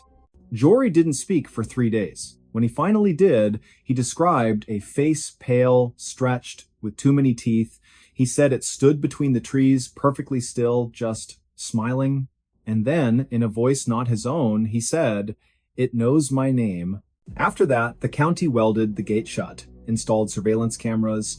Within a week, all 4 cameras malfunctioned. Footage showed nothing but snow, even though the night was clear. And in the corner of one frame, barely visible, a shadow tall, thin, with fingers too long to be real, reached slowly toward the lens. To this day, residents of Gormley Mills won't go near Hollow Creek Lane after dark. If you ask them why, they'll change the subject, or give you a look one that says, "You don't want to know." But if you visit in late autumn, when the leaves turn brittle and the wind carries the scent of damp earth and decay, stand at the edge of that road at dusk. Listen. Really listen. You might hear the faintest echo of footsteps, slow, deliberate, coming from nowhere and everywhere at once. You might feel the air thicken, your breath shorten, your skin prickle as if unseen eyes have settled on you. And if you're foolish enough to step past the gate, to walk just a few yards down that cracked asphalt path, you may notice something worse. The silence isn't empty. It's waiting. And sometimes, on the coldest nights, when the moon hides behind clouds and the world holds its breath, you can hear it breathe back. They say it mimics voices, calls out names in familiar tones, your mother's lullaby, your best friend's laugh, just to lure you deeper. But those who've heard it warn, don't answer, don't turn. Don't even think about looking back. Because once it has your attention, it never lets go. There's a reason the elders in Gormley Mills whisper prayers before bedtime, why parents check their children's windows twice, why on certain nights the entire town seems to go dark at once, as if hiding. It's not superstition, it's survival. And if you find yourself near Hollow Creek Lane when the clock strikes midnight, remember this. The stories aren't legends. They're warnings. And the thing in the woods? It remembers every person who didn't listen. Even now, in the hush between heartbeats, in the space where shadows grow longer than they should, something stirs. Not far, not loud, but close enough to hear you breathe. So tell me again, where are you listening from? And more importantly, are you alone? This desert town exists to hide something. The night siren proves it. The sun had long since collapsed behind the jagged teeth of the Sierra Lamitas, painting the sky in bruised purples and fading oranges, when Elias Thorne first stepped onto the cracked asphalt of Drywater Junction. The air hung thick with dust and silence so deep it pressed against the eardrums like cotton soaked in oil.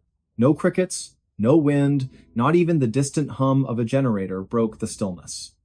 Just the soft crunch of Elias's boots on gravel and the slow creak of a rusted sign above him that read, "Welcome to Drywater Population 17." That number, he would later learn, was not quite accurate and never had been.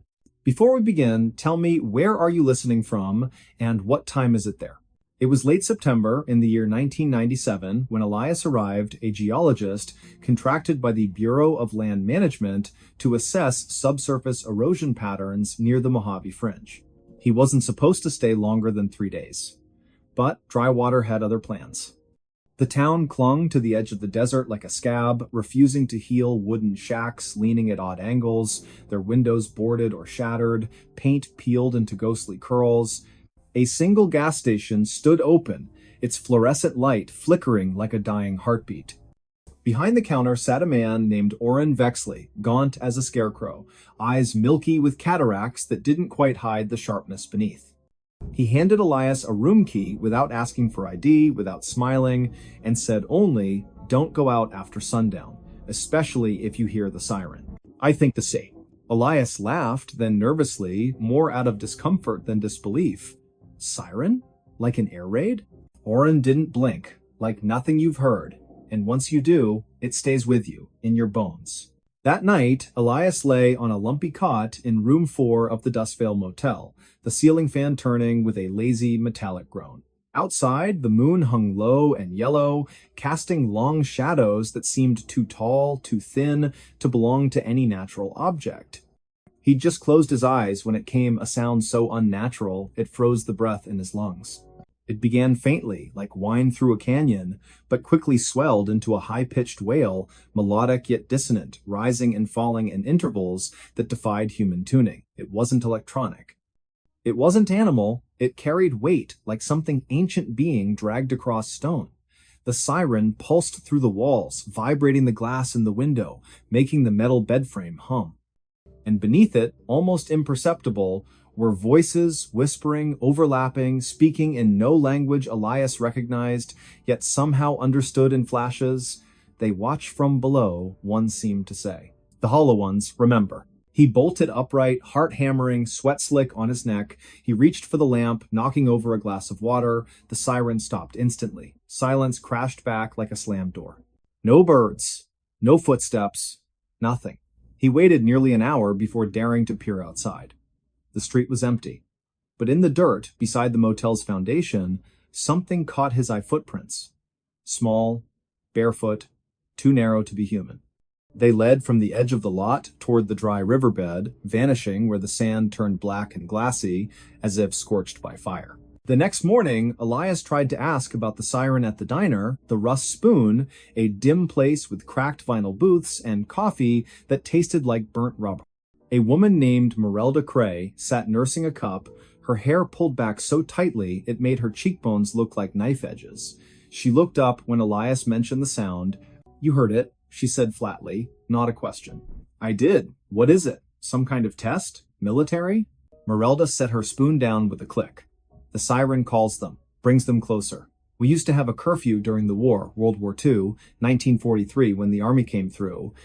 Built something underground, said it was radar, but the siren started then. First time, then stopped for years, came back in 1978, again in 1989. And now it sings every few nights." Elias frowned. "Who built it?" She leaned forward, voice dropping. "Not who, what? They weren't soldiers, not all of them. Some wore uniforms, yes, but others moved wrong. Too smooth, too quiet. One of them, he had no shadow." Elias wanted to dismiss her as paranoid, superstitious, but the footprints, the silence, the way the townspeople avoided certain streets after dark. And Oren, when questioned, simply muttered, "We keep the lights off, we don't answer doors, and we never ever whistle at night." Curiosity became obsession. Over the next week, Elias combed through the county archives in nearby Blythe, though most records from the mid-20th century were missing or burned. What he found instead were fragments, a classified project codenamed Operation Hollow Veil, referenced in a declassified memo from the Department of Defense dated March of 1944. Mentioned briefly, acoustic resonance experiments conducted in isolated zones intended to disrupt enemy signal propagation, but the location was redacted. Only a grid coordinate remained, plotted directly beneath Drywater Junction. He returned with a ground-penetrating radar unit borrowed under false pretenses. Working under cover of darkness, he scanned the area near the old rail spur, half a mile east of town. At a depth of 230 feet, the machine picked up a vast hollow chamber circular, approximately 300 yards in diameter. And inside, intermittent pulses of energy, rhythmic, like a heartbeat. Then, on the seventh night, the siren returned, louder than before. This time, Elias was ready. He recorded it on a reel-to-reel tape recorder, the kind used for field seismology. As the sound poured from the speakers in his motel room, slowed to half speed, the whispers emerged clearer. Not words, more like impressions, layered beneath the tone. "We sleep beneath the salt," one seemed to convey. "The door must not open. The watcher is blind, but listens." And then, just before the tape ended, a child's voice, soft, trembling, said, "Daddy, why won't the stars come back?" Elias sat frozen, because that voice, he knew it. His own daughter, Lyra, had spoken those exact words the night before she died in a car accident 2 years prior, words never recorded, never shared with anyone. How could a desert town in California know that? He confronted Oren the next day, waving the tape. "What is this place? What are you hiding?" Oren stared at the device, then slowly reached under the counter. He placed a small object on the glass, a rusted metal disc, etched with symbols that looked neither human nor machine-made. Angular, flowing, alive.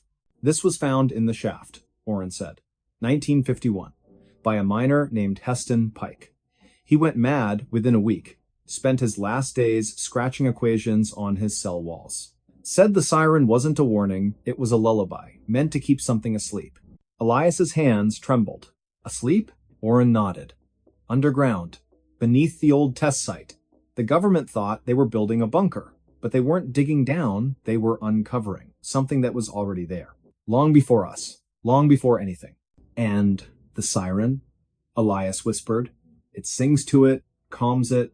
When the power fails, or when someone like you pokes too hard, the song fades, and it stirs. That night, the electricity cut out across Drywater. No explanation, no surge, just darkness. Elias stood at his window, watching. Every house was dark, except one. A small cottage at the edge of town, its porch light blinking in a pattern. 3 short, 3 long, 3 short. Morse code? SOS. But no one went to help. Instead, doors locked, windows shuttered, and from somewhere far below, a deep subsonic rumble began, felt more than heard, like the earth itself grinding its teeth. Then, faint at first, the siren rose again, this time not from the town, but from beneath it. And this time, it wasn't singing to keep something asleep. It was screaming because it had woken up. Elias grabbed his gear and ran for his truck. But as he turned the key, the engine wouldn't catch. Again. Nothing. He looked up and froze. Standing in the middle of the road, silhouetted by the pale moon, was a figure. Tall, thin, limbs too long, moving with a jerking grace, like a puppet tested by invisible strings. Its head tilted slowly, unnaturally, until it faced him. No face, just smooth skin, stretched tight. And from its chest, where a heart should be the siren's melody, pulsed outward, vibrating the air, distorting the light. Elias stumbled back, falling against the truck. He fumbled for the tape recorder, pressed play. His daughter's voice echoed into the night. "Daddy, why won't the stars come back?" The figure paused. Then, in a voice that was not a voice, more like dozens of whispers threaded through metal, it replied, "Because we ate them." Elias didn't scream. He couldn't. His throat sealed shut, his lungs locked. The thing stepped forward, each movement accompanied by a soft chime, like glass bells underwater. But then, faint at first, a new sound joined the chorus. From the gas station, Orrin had climbed onto the roof. In his hands, a battered horn, an old railroad signal, rusted and dented. He blew into it with all his strength. A deep, mournful note rolled across the desert. The figure stopped, turned. Another blast, and another. From other houses, lights flickered on, not electric oil lamps, candles. People emerged, carrying instruments, tin whistles, hand drums, a warped violin. They formed a circle around the edge of town and began to play not music, but a complex sequence of tones, rising and falling in precise patterns. The siren from beneath the earth faltered. The figure twitched, then slowly, painfully sank to its knees. Its form blurred, like heat over asphalt, and then collapsed into a pile of fine gray ash. Silence returned. But not peace. Orrin approached Elias, breathing heavily, the horn dangling from his fingers. "You shouldn't have come back," he said. "Now it knows your voice, knows your grief. It'll call to you again. In dreams, in static, in the silence between radio stations." Elias swallowed. "What was that thing?" "A scout," Orrin said. "A listener, sent ahead. If the song stops for too long, they send more, and if the song dies completely, he didn't finish." "What happens?" Orrin looked toward the horizon, where the first hint of dawn stained the sky blood red. "The sky goes dark, not at night, forever, and the ones below climb up." Elias left Drywater the next morning. Officially, he filed a report citing geological instability and abandoned infrastructure. Unofficially, he destroyed the tapes, except one. The one with his daughter's voice. He kept that buried in a safe behind a false wall in his Denver apartment. But sometimes, on still nights when the power blinks, he hears it, a faint, melodic wail, coming not from outside, but from within the walls. And when he presses his ear to the plaster, he doesn't hear the siren. He hears knocking. 3 taps. Pause. 3 more. Then a whisper. "Let us sing you to sleep." To this day, no satellite imagery shows Drywater Junction clearly. Clouds always seem to gather above it, even in drought. GPS signals fail within a 5-mile radius. And travelers who claim to have passed through often cannot recall the name of the town, only the silence, only the feeling of being watched from below. And if you drive through the Mojave after midnight and your radio begins to crackle with a strange, haunting tone, do not stop, do not listen, do not answer if something calls your name in a voice you once loved. Because some towns exist not to welcome, but to warn. And Drywater is still singing. Missing 411. Vanished in broad daylight 20 feet from family. On a crisp October afternoon in the year 1997, beneath a sky of pale blue streaked with wisps of cloud like torn lace, the small town of Pine Hollow, nestled in the rugged folds of northern Idaho, seemed untouched by urgency or fear. The air carried the faint scent of pine resin and damp earth, remnants of an early morning frost that had melted under the sun's gentle gaze. Children played near the edge of the woods behind their homes, their laughter echoing across open fields where goldenrod swayed in the breeze. It was one of those rare autumn days when time felt suspended, when even the wind seemed to hold its breath. Before we begin, tell me where are you listening from and what time is it there? At precisely 3:28 in the afternoon on the 14th day of October, 1997, Elias Thornwood, a quiet boy of 9 years old, with eyes the color of storm clouds and hair so dark it almost swallowed the light, vanished without a sound. He wasn't taken from a dark alley, nor snatched during a thunderstorm, nor lured into the shadows by a stranger with hollow promises. No, he disappeared in broad daylight, just 20 feet from where his family stood, gathered in their backyard for a simple Sunday gathering. The Thornwoods lived in a modest 2-story cedar house at the end of Hemlock Lane, a gravel road fringed by towering pines and thick underbrush. Their property backed onto the dense expanse of the Bitterroot National Forest, where deer trails wound through ferns and fallen logs, and silence often pressed against the ears like cotton. That day, Elias's grandmother, Margaret, had come down from Missoula to visit. His father, Harlan, a mechanic with calloused hands and a voice like gravel rolling in a tin can, was grilling bratwurst over a charcoal fire. His mother, Lila, wore her favorite lavender apron and stirred a pot of apple cider spiced with cinnamon and cloves.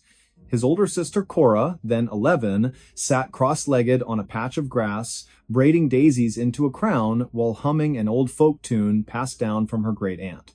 Elias had been playing hide-and-seek with the neighbor's son, Joran Pike, a wiry boy with freckles scattered across his nose like pepper. They'd agreed on boundaries, the fence line, the old oak tree with the tire swing, and the edge of the woods, which both parents had strictly forbidden them from crossing. Not beyond the stump, Harlan had said earlier, pointing to a moss-covered log half buried in ivy. That forest doesn't forgive mistakes. It was just after 3 o'clock when Joran ducked behind the woodpile near the garage, giggling as Elias counted aloud, his back pressed against the cherry tree in the center of the yard. 10, 9, 8. His voice rang clear and bright. Birds chirped in the hedges. A dog barked somewhere down the lane. The world felt safe, predictable. When Elias reached 0, he turned, scanned the yard, and called out, "Ready or not?" He found Joran quickly, bursting from behind the logs with a triumphant whoop. Then came the next round. This time, Elias hid. He darted toward the far side of the yard, near the rusted garden shed where tomato vines curled around broken trellises. He crouched low, pressing himself into the shadow of the wall, heart thudding with excitement. The plan was simple. He would stay hidden until Joran gave up and called his name. But he never emerged. 3:28. That's when Cora first noticed. She looked up from her flower crown, squinting across the lawn. "Where's Elias?" She asked, her voice light at first, tinged only with mild curiosity. No one answered immediately. Harlan flipped a sausage with tongs. Lila poured cider into mugs. Margaret rocked gently in the folding chair, knitting needles clicking. "Elias?" Cora called again, louder this time. Still nothing. Joran frowned.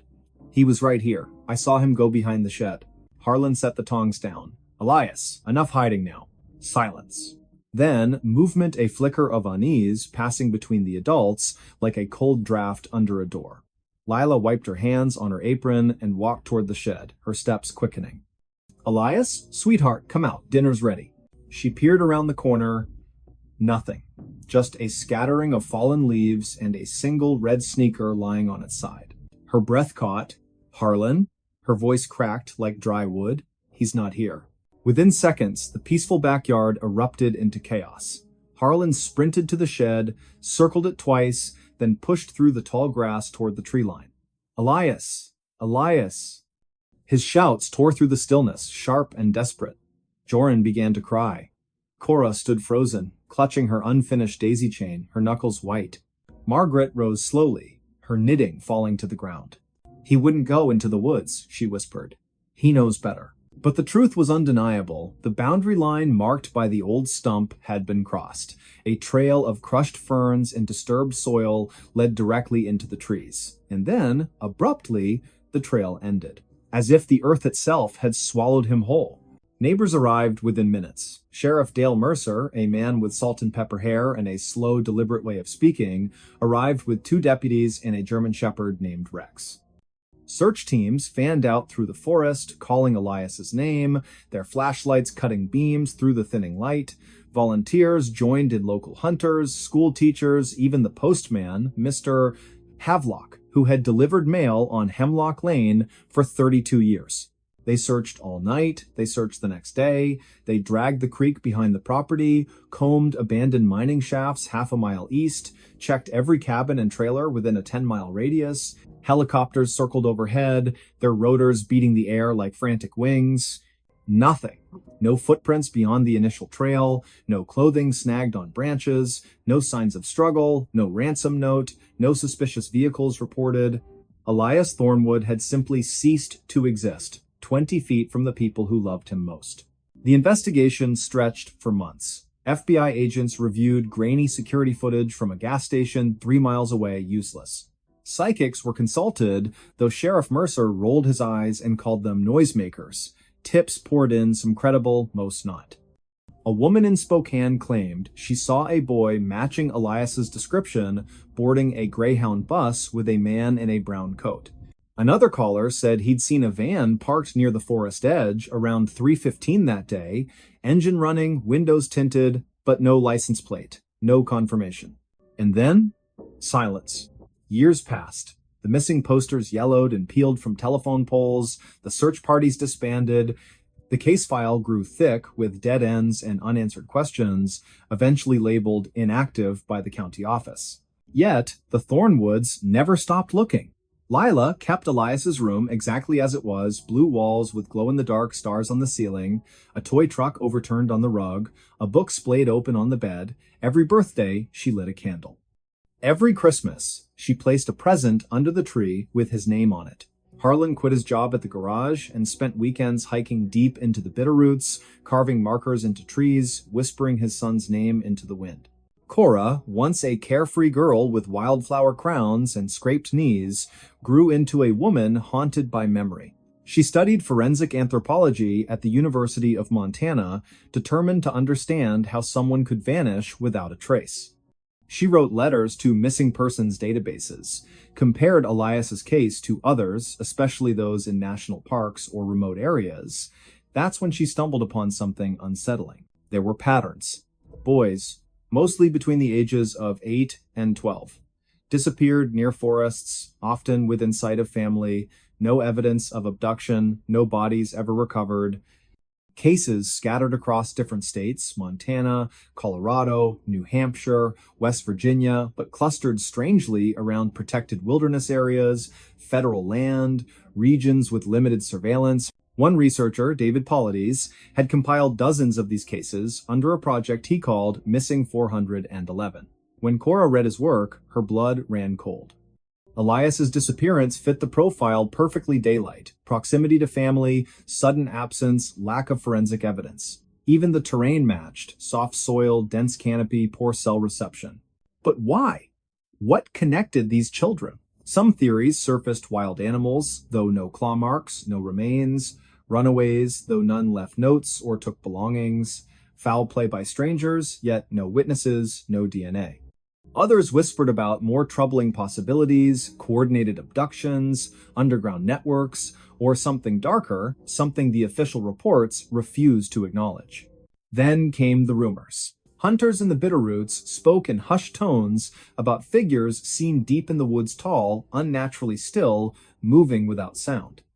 Old-timers recalled stories from native elders about the vanishing people, spirits said to dwell in the high timber, who took children who strayed too far. Some believed the forest itself had a consciousness, a hunger. Sheriff Mercer dismissed such talk. "Grief makes people see ghosts," he said once, leaning against his cruiser outside the diner on Main Street. "Truth is, sometimes bad things happen for no reason, and sometimes we never get answers." But Cora couldn't accept that. In the spring of 2016, 17 years after Elias vanished, she returned to Pine Hollow with a team of researchers and a drone equipped with thermal imaging. They scanned the forest floor, focusing on the area just beyond the stump. On the third day, the drone detected an anomaly, a shallow depression in the earth, roughly the size of a child, partially concealed by roots and moss. Soil samples revealed traces of human decomposition, but DNA testing yielded inconclusive results. Too degraded, too old. Still, it was something. That night, Cora sat on the porch of the old house, now weathered and quiet, rocking in her grandmother's chair. The stars blinked above, cold and distant. A breeze stirred the pines, whispering through the needles like voices just below hearing. And then, faintly, she heard it. A giggle, high-pitched, familiar. It came from the edge of the woods. She stood, heart hammering, eyes fixed on the darkness. "Elias?" she whispered. No answer, only the wind. But the next morning, nestled among the roots of the old oak, they found it a small wooden horse, hand-carved, one ear chipped. It had belonged to Elias, he'd carried it everywhere. It was gone the day he disappeared. Now it was back. No fingerprints, no footprints, just the toy, resting on a bed of pine cones as if placed there with care. The local news picked up the story briefly. Ghostly return read one headline. Mystery deepens in cold case, said another. But soon, attention faded. Life moved on. Except for Cora. She now lives in Pine Hollow year-round, working from a home office filled with maps, photographs, and binders labeled Project Echo, her personal archive dedicated to unresolved disappearances. She gives lectures at universities, appears on podcasts, urges families to speak up, to question, to remember, and every October 14th at precisely 3:28 in the afternoon, she walks to the edge of the woods, stands at the moss-covered stump, and calls her brother's name. Sometimes, she says, the wind answers. Other times, the silence is unbearable. But she continues, because as long as one person remembers, Elias Thornwood is not truly gone. And perhaps, just perhaps, he is waiting. Waiting for someone to finally listen. To finally look not just outward into the trees, but inward into the spaces between memory and myth, where truth sometimes hides in plain sight. Like a child behind a garden shed, smiling, counting down until someone finds him, or until the forest takes another.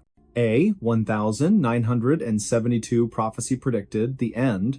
What happened next is worse. It was the winter of 1972 when a quiet tremor passed through the small town of Black Hollow, nestled deep in the Appalachian foothills of eastern Kentucky.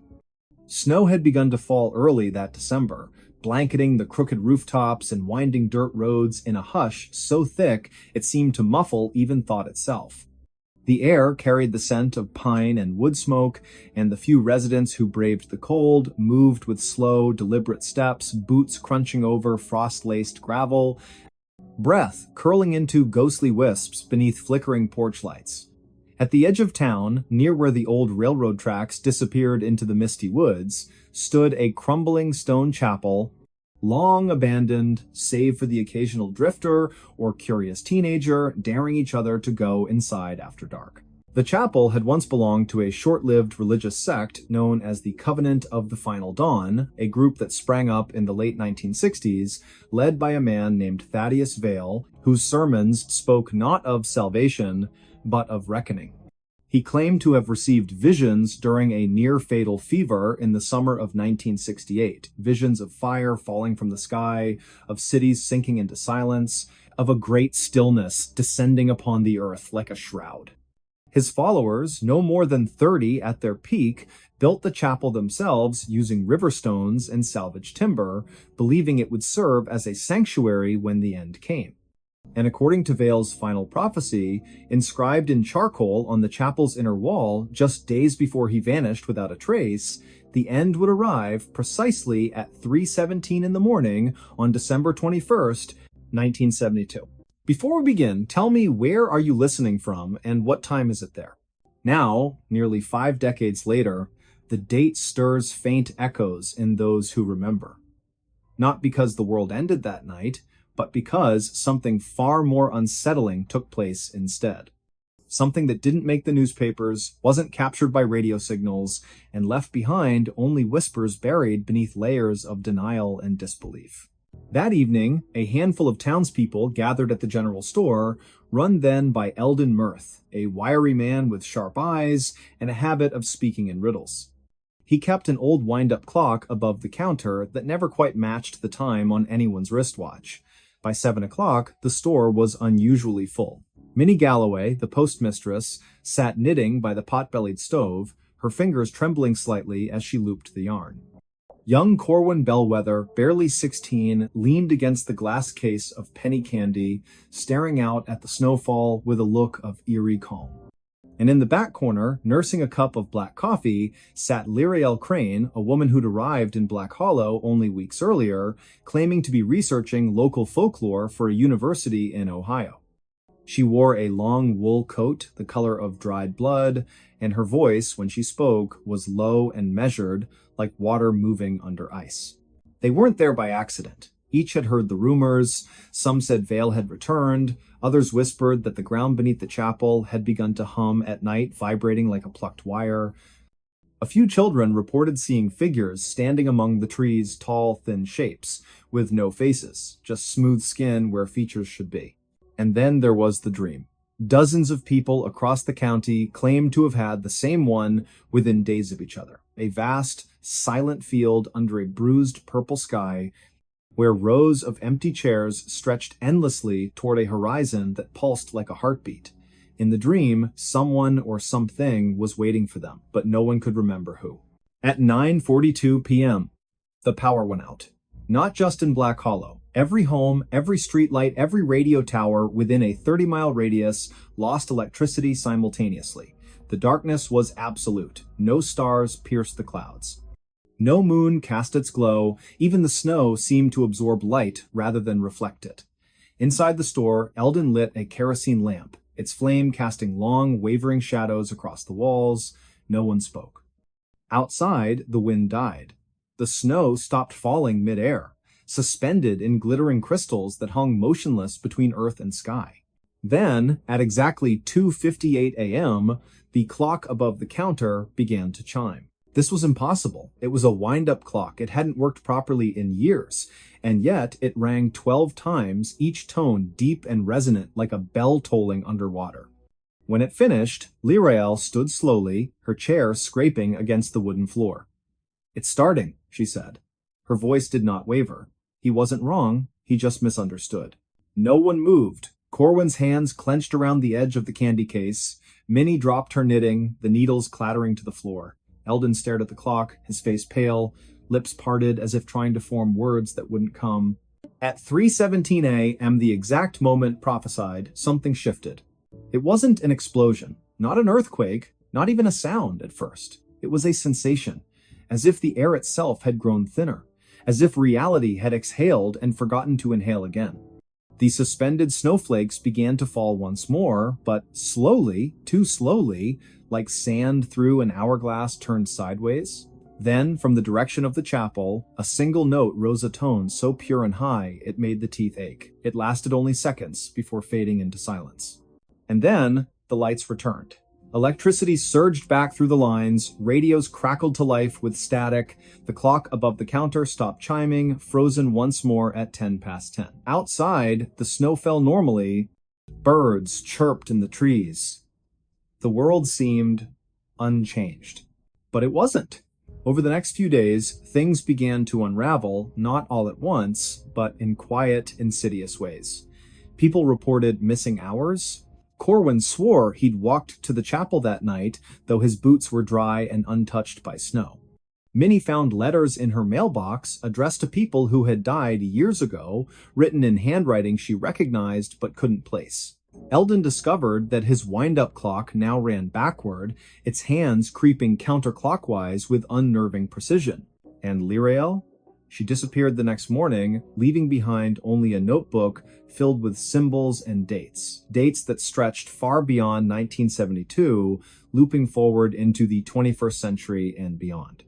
One page bore a single sentence written in careful script. The end did not come. It arrived earlier, and we simply failed to notice. Black Hollow never recovered its sense of normalcy. Not really. Children born after that winter often spoke of dreams they couldn't explain, of standing in line, barefoot on cold stone, waiting to cross a bridge that led nowhere. Some grew up unable to feel fear. Others could not cry. A few claimed they remembered lives they'd never lived, names they'd never been given, cities that didn't exist on any map. The government eventually sent investigators, men in dark coats, who asked questions but took no notes. They visited the chapel, found nothing but dust and mildew, and declared the site structurally unsound. It was demolished in the spring of 1973. No records remain of what they may have seen or chosen to ignore. Yet, the strangest part isn't what happened that night, it's what continues to happen. Because every December 21st at precisely 3:17 in the morning, clocks across the region stop. Not all of them, just enough. And in homes near the old rail line, people wake suddenly, hearts pounding, convinced someone has just whispered their name, the air grows thick, breathing becomes difficult, and for exactly 13 seconds, the world feels hollow. As if something vital has been removed, replaced by a perfect, echoing absence. Scientists have offered theories, geomagnetic anomalies, infrasound waves, mass hallucination triggered by seasonal affective disorder, but none can explain why dogs refuse to bark during those seconds. Why newborns delivered at that exact time never cry. Why, in rare cases, individuals report seeing a figure standing at the foot of their bed, tall, gaunt, wearing a long coat, holding a notebook open in one hand, writing steadily with the other, and perhaps most chilling of all, why some who experience it claim to recognize the figure. Not from photographs, not from stories, but from dreams, from memories that don't belong to them. In the years since, scattered accounts have surfaced, letters tucked into library books, audio recordings uploaded to obscure corners of the internet, diary entries found in attics after the owners have passed. All speak of the same phenomenon, all mention the date. All describe that 13th second, the pause in existence, the breath held too long, the sense that something ancient and patient is watching, waiting, counting. One such account came from a retired schoolteacher in rural Indiana, writing in 2015. I was only 6 when it happened, but I remember the silence. My mother used to say, the world stopped spinning for a moment. I didn't believe her until I felt it again last year. It's getting longer. Not much, maybe half a second more than before, but it's growing. And I hear them now, faintly, like voices through a wall. They're calling names, not ours, names from before. Another, a geologist working in New Mexico, recorded a series of seismic readings taken on December 21st, 2019. His instruments detected no earthquake, no tremor, just a single, isolated pulse of energy emanating from somewhere deep beneath the Appalachian Range. The waveform resembled nothing natural. It looked, he wrote, like a heartbeat, but one that shouldn't exist. And then there's the recording, widely dismissed as a hoax, that surfaced on a now-deleted podcast in 2022. It begins with ambient noise, wind, distant traffic, the rustle of fabric. Then, at exactly 3:17 a.m., everything cuts out. For 13 seconds, there is only silence. And then, just as abruptly, a voice, soft, genderless, speaking in perfect English with no discernible accent, says, "We are sorry, it must be this way. You were never meant to wake up." The recording ends there. To this day, no one knows who made it or why. But here's what no one wants to admit. The prophecy wasn't wrong. It was precise. The end did come on December 21st, 1972 at 3:17 in the morning. But it wasn't the end of the world. It was the end of reality, at least, the reality we believed we inhabited. What followed wasn't destruction, it was replacement, a subtle, seamless overwrite. Like changing film in a projector while the audience watches, unaware the image has shifted. Those who felt it, the ones who woke in terror, who sensed the absence, who saw the figure in the coat, they're the ones who almost broke through. And the ones who remember fragments, who carry the weight of knowing something is deeply off, they're not crazy, they're the survivors of a transition no one else acknowledges. And the worst part? It's still happening. Every year, the pause grows. Not enough for most to notice. But for those sensitive to the shift, the ones who've always felt out of step with the world, who dream in colors that don't exist, who hear music when no one is playing, it's becoming harder to ignore. Time doesn't flow the way it used to. Memories blur at the edges. Faces in photographs seem subtly wrong. Loved ones sometimes speak with slight delays, as if echoing from a room just out of reach. And in the deepest hollows of Appalachia, where the trees grow too close together and the fog never quite lifts, locals still avoid the old rail path after midnight. Hunters refuse to camp near the ruins of the stone chapel. And on cold December nights, when the wind howls just right, some swear they can hear faint chanting words in no known language, rising from beneath the earth. They say Thaddeus Vale didn't vanish, he was taken, not killed, not imprisoned, but promoted, given a role in whatever lies beyond the veil. And the notebook Lirael left behind? It wasn't a record of the future, it was a ledger, a list of names, of souls who resisted the change, of those who might, one day, need to be corrected. So when you hear your clock tick strangely tonight, when your dog whimpers at nothing, when you wake suddenly, certain someone called your name, but no one's there, ask yourself, did the world survive 1972? Or did it merely continue pretending? The stories. Why these ranger station receipts still don't add up. In the fall of 2016, a set of receipts found at a remote ranger station raised more questions than answers. The station sat near a state forest in northern Oregon, surrounded by tall fir trees and steep dirt trails. It was used mostly during summer fire patrols, but in October it was supposed to be empty. Yet someone had been there recently enough to leave coffee stains on the counter and fresh tire tracks outside. The main caretaker that year was a 41-year-old ranger named Ellis Grady. He had worked for the state forestry department for over a decade and was known for being organized. When Ellis went missing for 2 days in early November, his coworkers assumed his truck had broken down on the backroads again.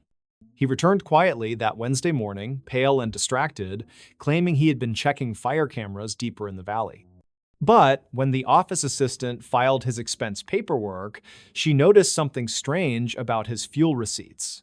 The dates and amounts didn't match the department's card records. Before we begin, tell me, where are you listening from and what time is it there? At first, no one paid much attention. Rangers often paid for fuel out of pocket and turned in the slips later. But the accounting team flagged the entries because they came from a gas station nearly 70 miles off his assigned patrol route. The receipts were time-stamped 2 nights before he returned, right around the time he was unreachable by radio. The manager called him in for a short meeting, but Ellis brushed it off, saying he must have grabbed the wrong slips. Then he went back to work like nothing had happened. 2 weeks later, the night duty ranger stopped at the same outpost and noticed the door unlocked. Inside, lights were on, and someone had clearly been there. Coffee was still warm in the mug, and a jacket hung on the hook near the door. A few papers sat on the counter, pinned under a half-eaten granola bar. When the ranger flipped one over, he saw a receipt from the same station near the coast, dated that very day. It had Ellis's signature at the bottom. When questioned again, Ellis looked shaken. He admitted he had been there that morning, but claimed he just liked driving the scenic route to clear his head. His supervisor didn't find that convincing. The ranger station wasn't even close to the coastal highway. The dirt road leading there was partially blocked by fallen branches from the last storm, and no patrol had been assigned west of the ridge in weeks. Later, one of the younger rangers named Lydia found Ellis's old logbook. Inside, the last few pages were torn out. The remaining entries mention several trips out to check Tower 17, a decommissioned lookout on a ridge above an old mining road. That tower had been boarded up for years after a small landslide shifted the foundation. Nobody was supposed to go near it, but the receipts, when mapped, showed a pattern leading right in that direction. In December, a state audit began. Investigators collected the receipts and compared timestamps with the department's truck GPS logs. The logs confirmed that Ellis's vehicle had gone off-route 3 times in late October. Each time, he stayed parked in the same area for several hours. No maintenance work or inspections had been scheduled there. When the auditors interviewed Ellis, he denied staying overnight and insisted the logs were inaccurate. Still, his supervisor noticed the smell of mildew and campfire smoke on his jacket, as if he had been sleeping outdoors. A retired ranger named Hal, who used to work those trails, came forward after hearing rumors. He told the auditors that Tower 17 wasn't completely empty. Inside the storage room below the lookout floor, there were boxes of old survey records and equipment, some of which had been used decades earlier to mark water boundaries. He said if anyone wanted to hide something out there, it would go unnoticed for months. That prompted a small search. 2 rangers and a deputy hiked up to the ridge on a mild January morning. They found tire tracks that matched the department vehicle and a flattened patch of grass behind the tower. Inside, they found the storage boxes Hal mentioned. Most were filled with faded maps and water samples sealed in glass jars. But under one box was a torn envelope containing several small gas receipts folded together. Each had Ellis's handwriting and the same coastal gas station stamp. When Ellis was told about this discovery, he reportedly said, "Then someone's messing with me." He claimed he had never been inside that tower and suggested maybe someone else had used his name. But handwriting experts later confirmed that the signatures were consistent with his previous expense forms. It wasn't conclusive evidence of wrongdoing, but it didn't make sense either. The total fuel listed on those receipts was more than his truck could even hold. The Forest Department quietly placed Ellis on leave while they continued looking into what he was doing on those off-route trips. They interviewed people from nearby towns, asking if anyone had seen a white government pickup in late October.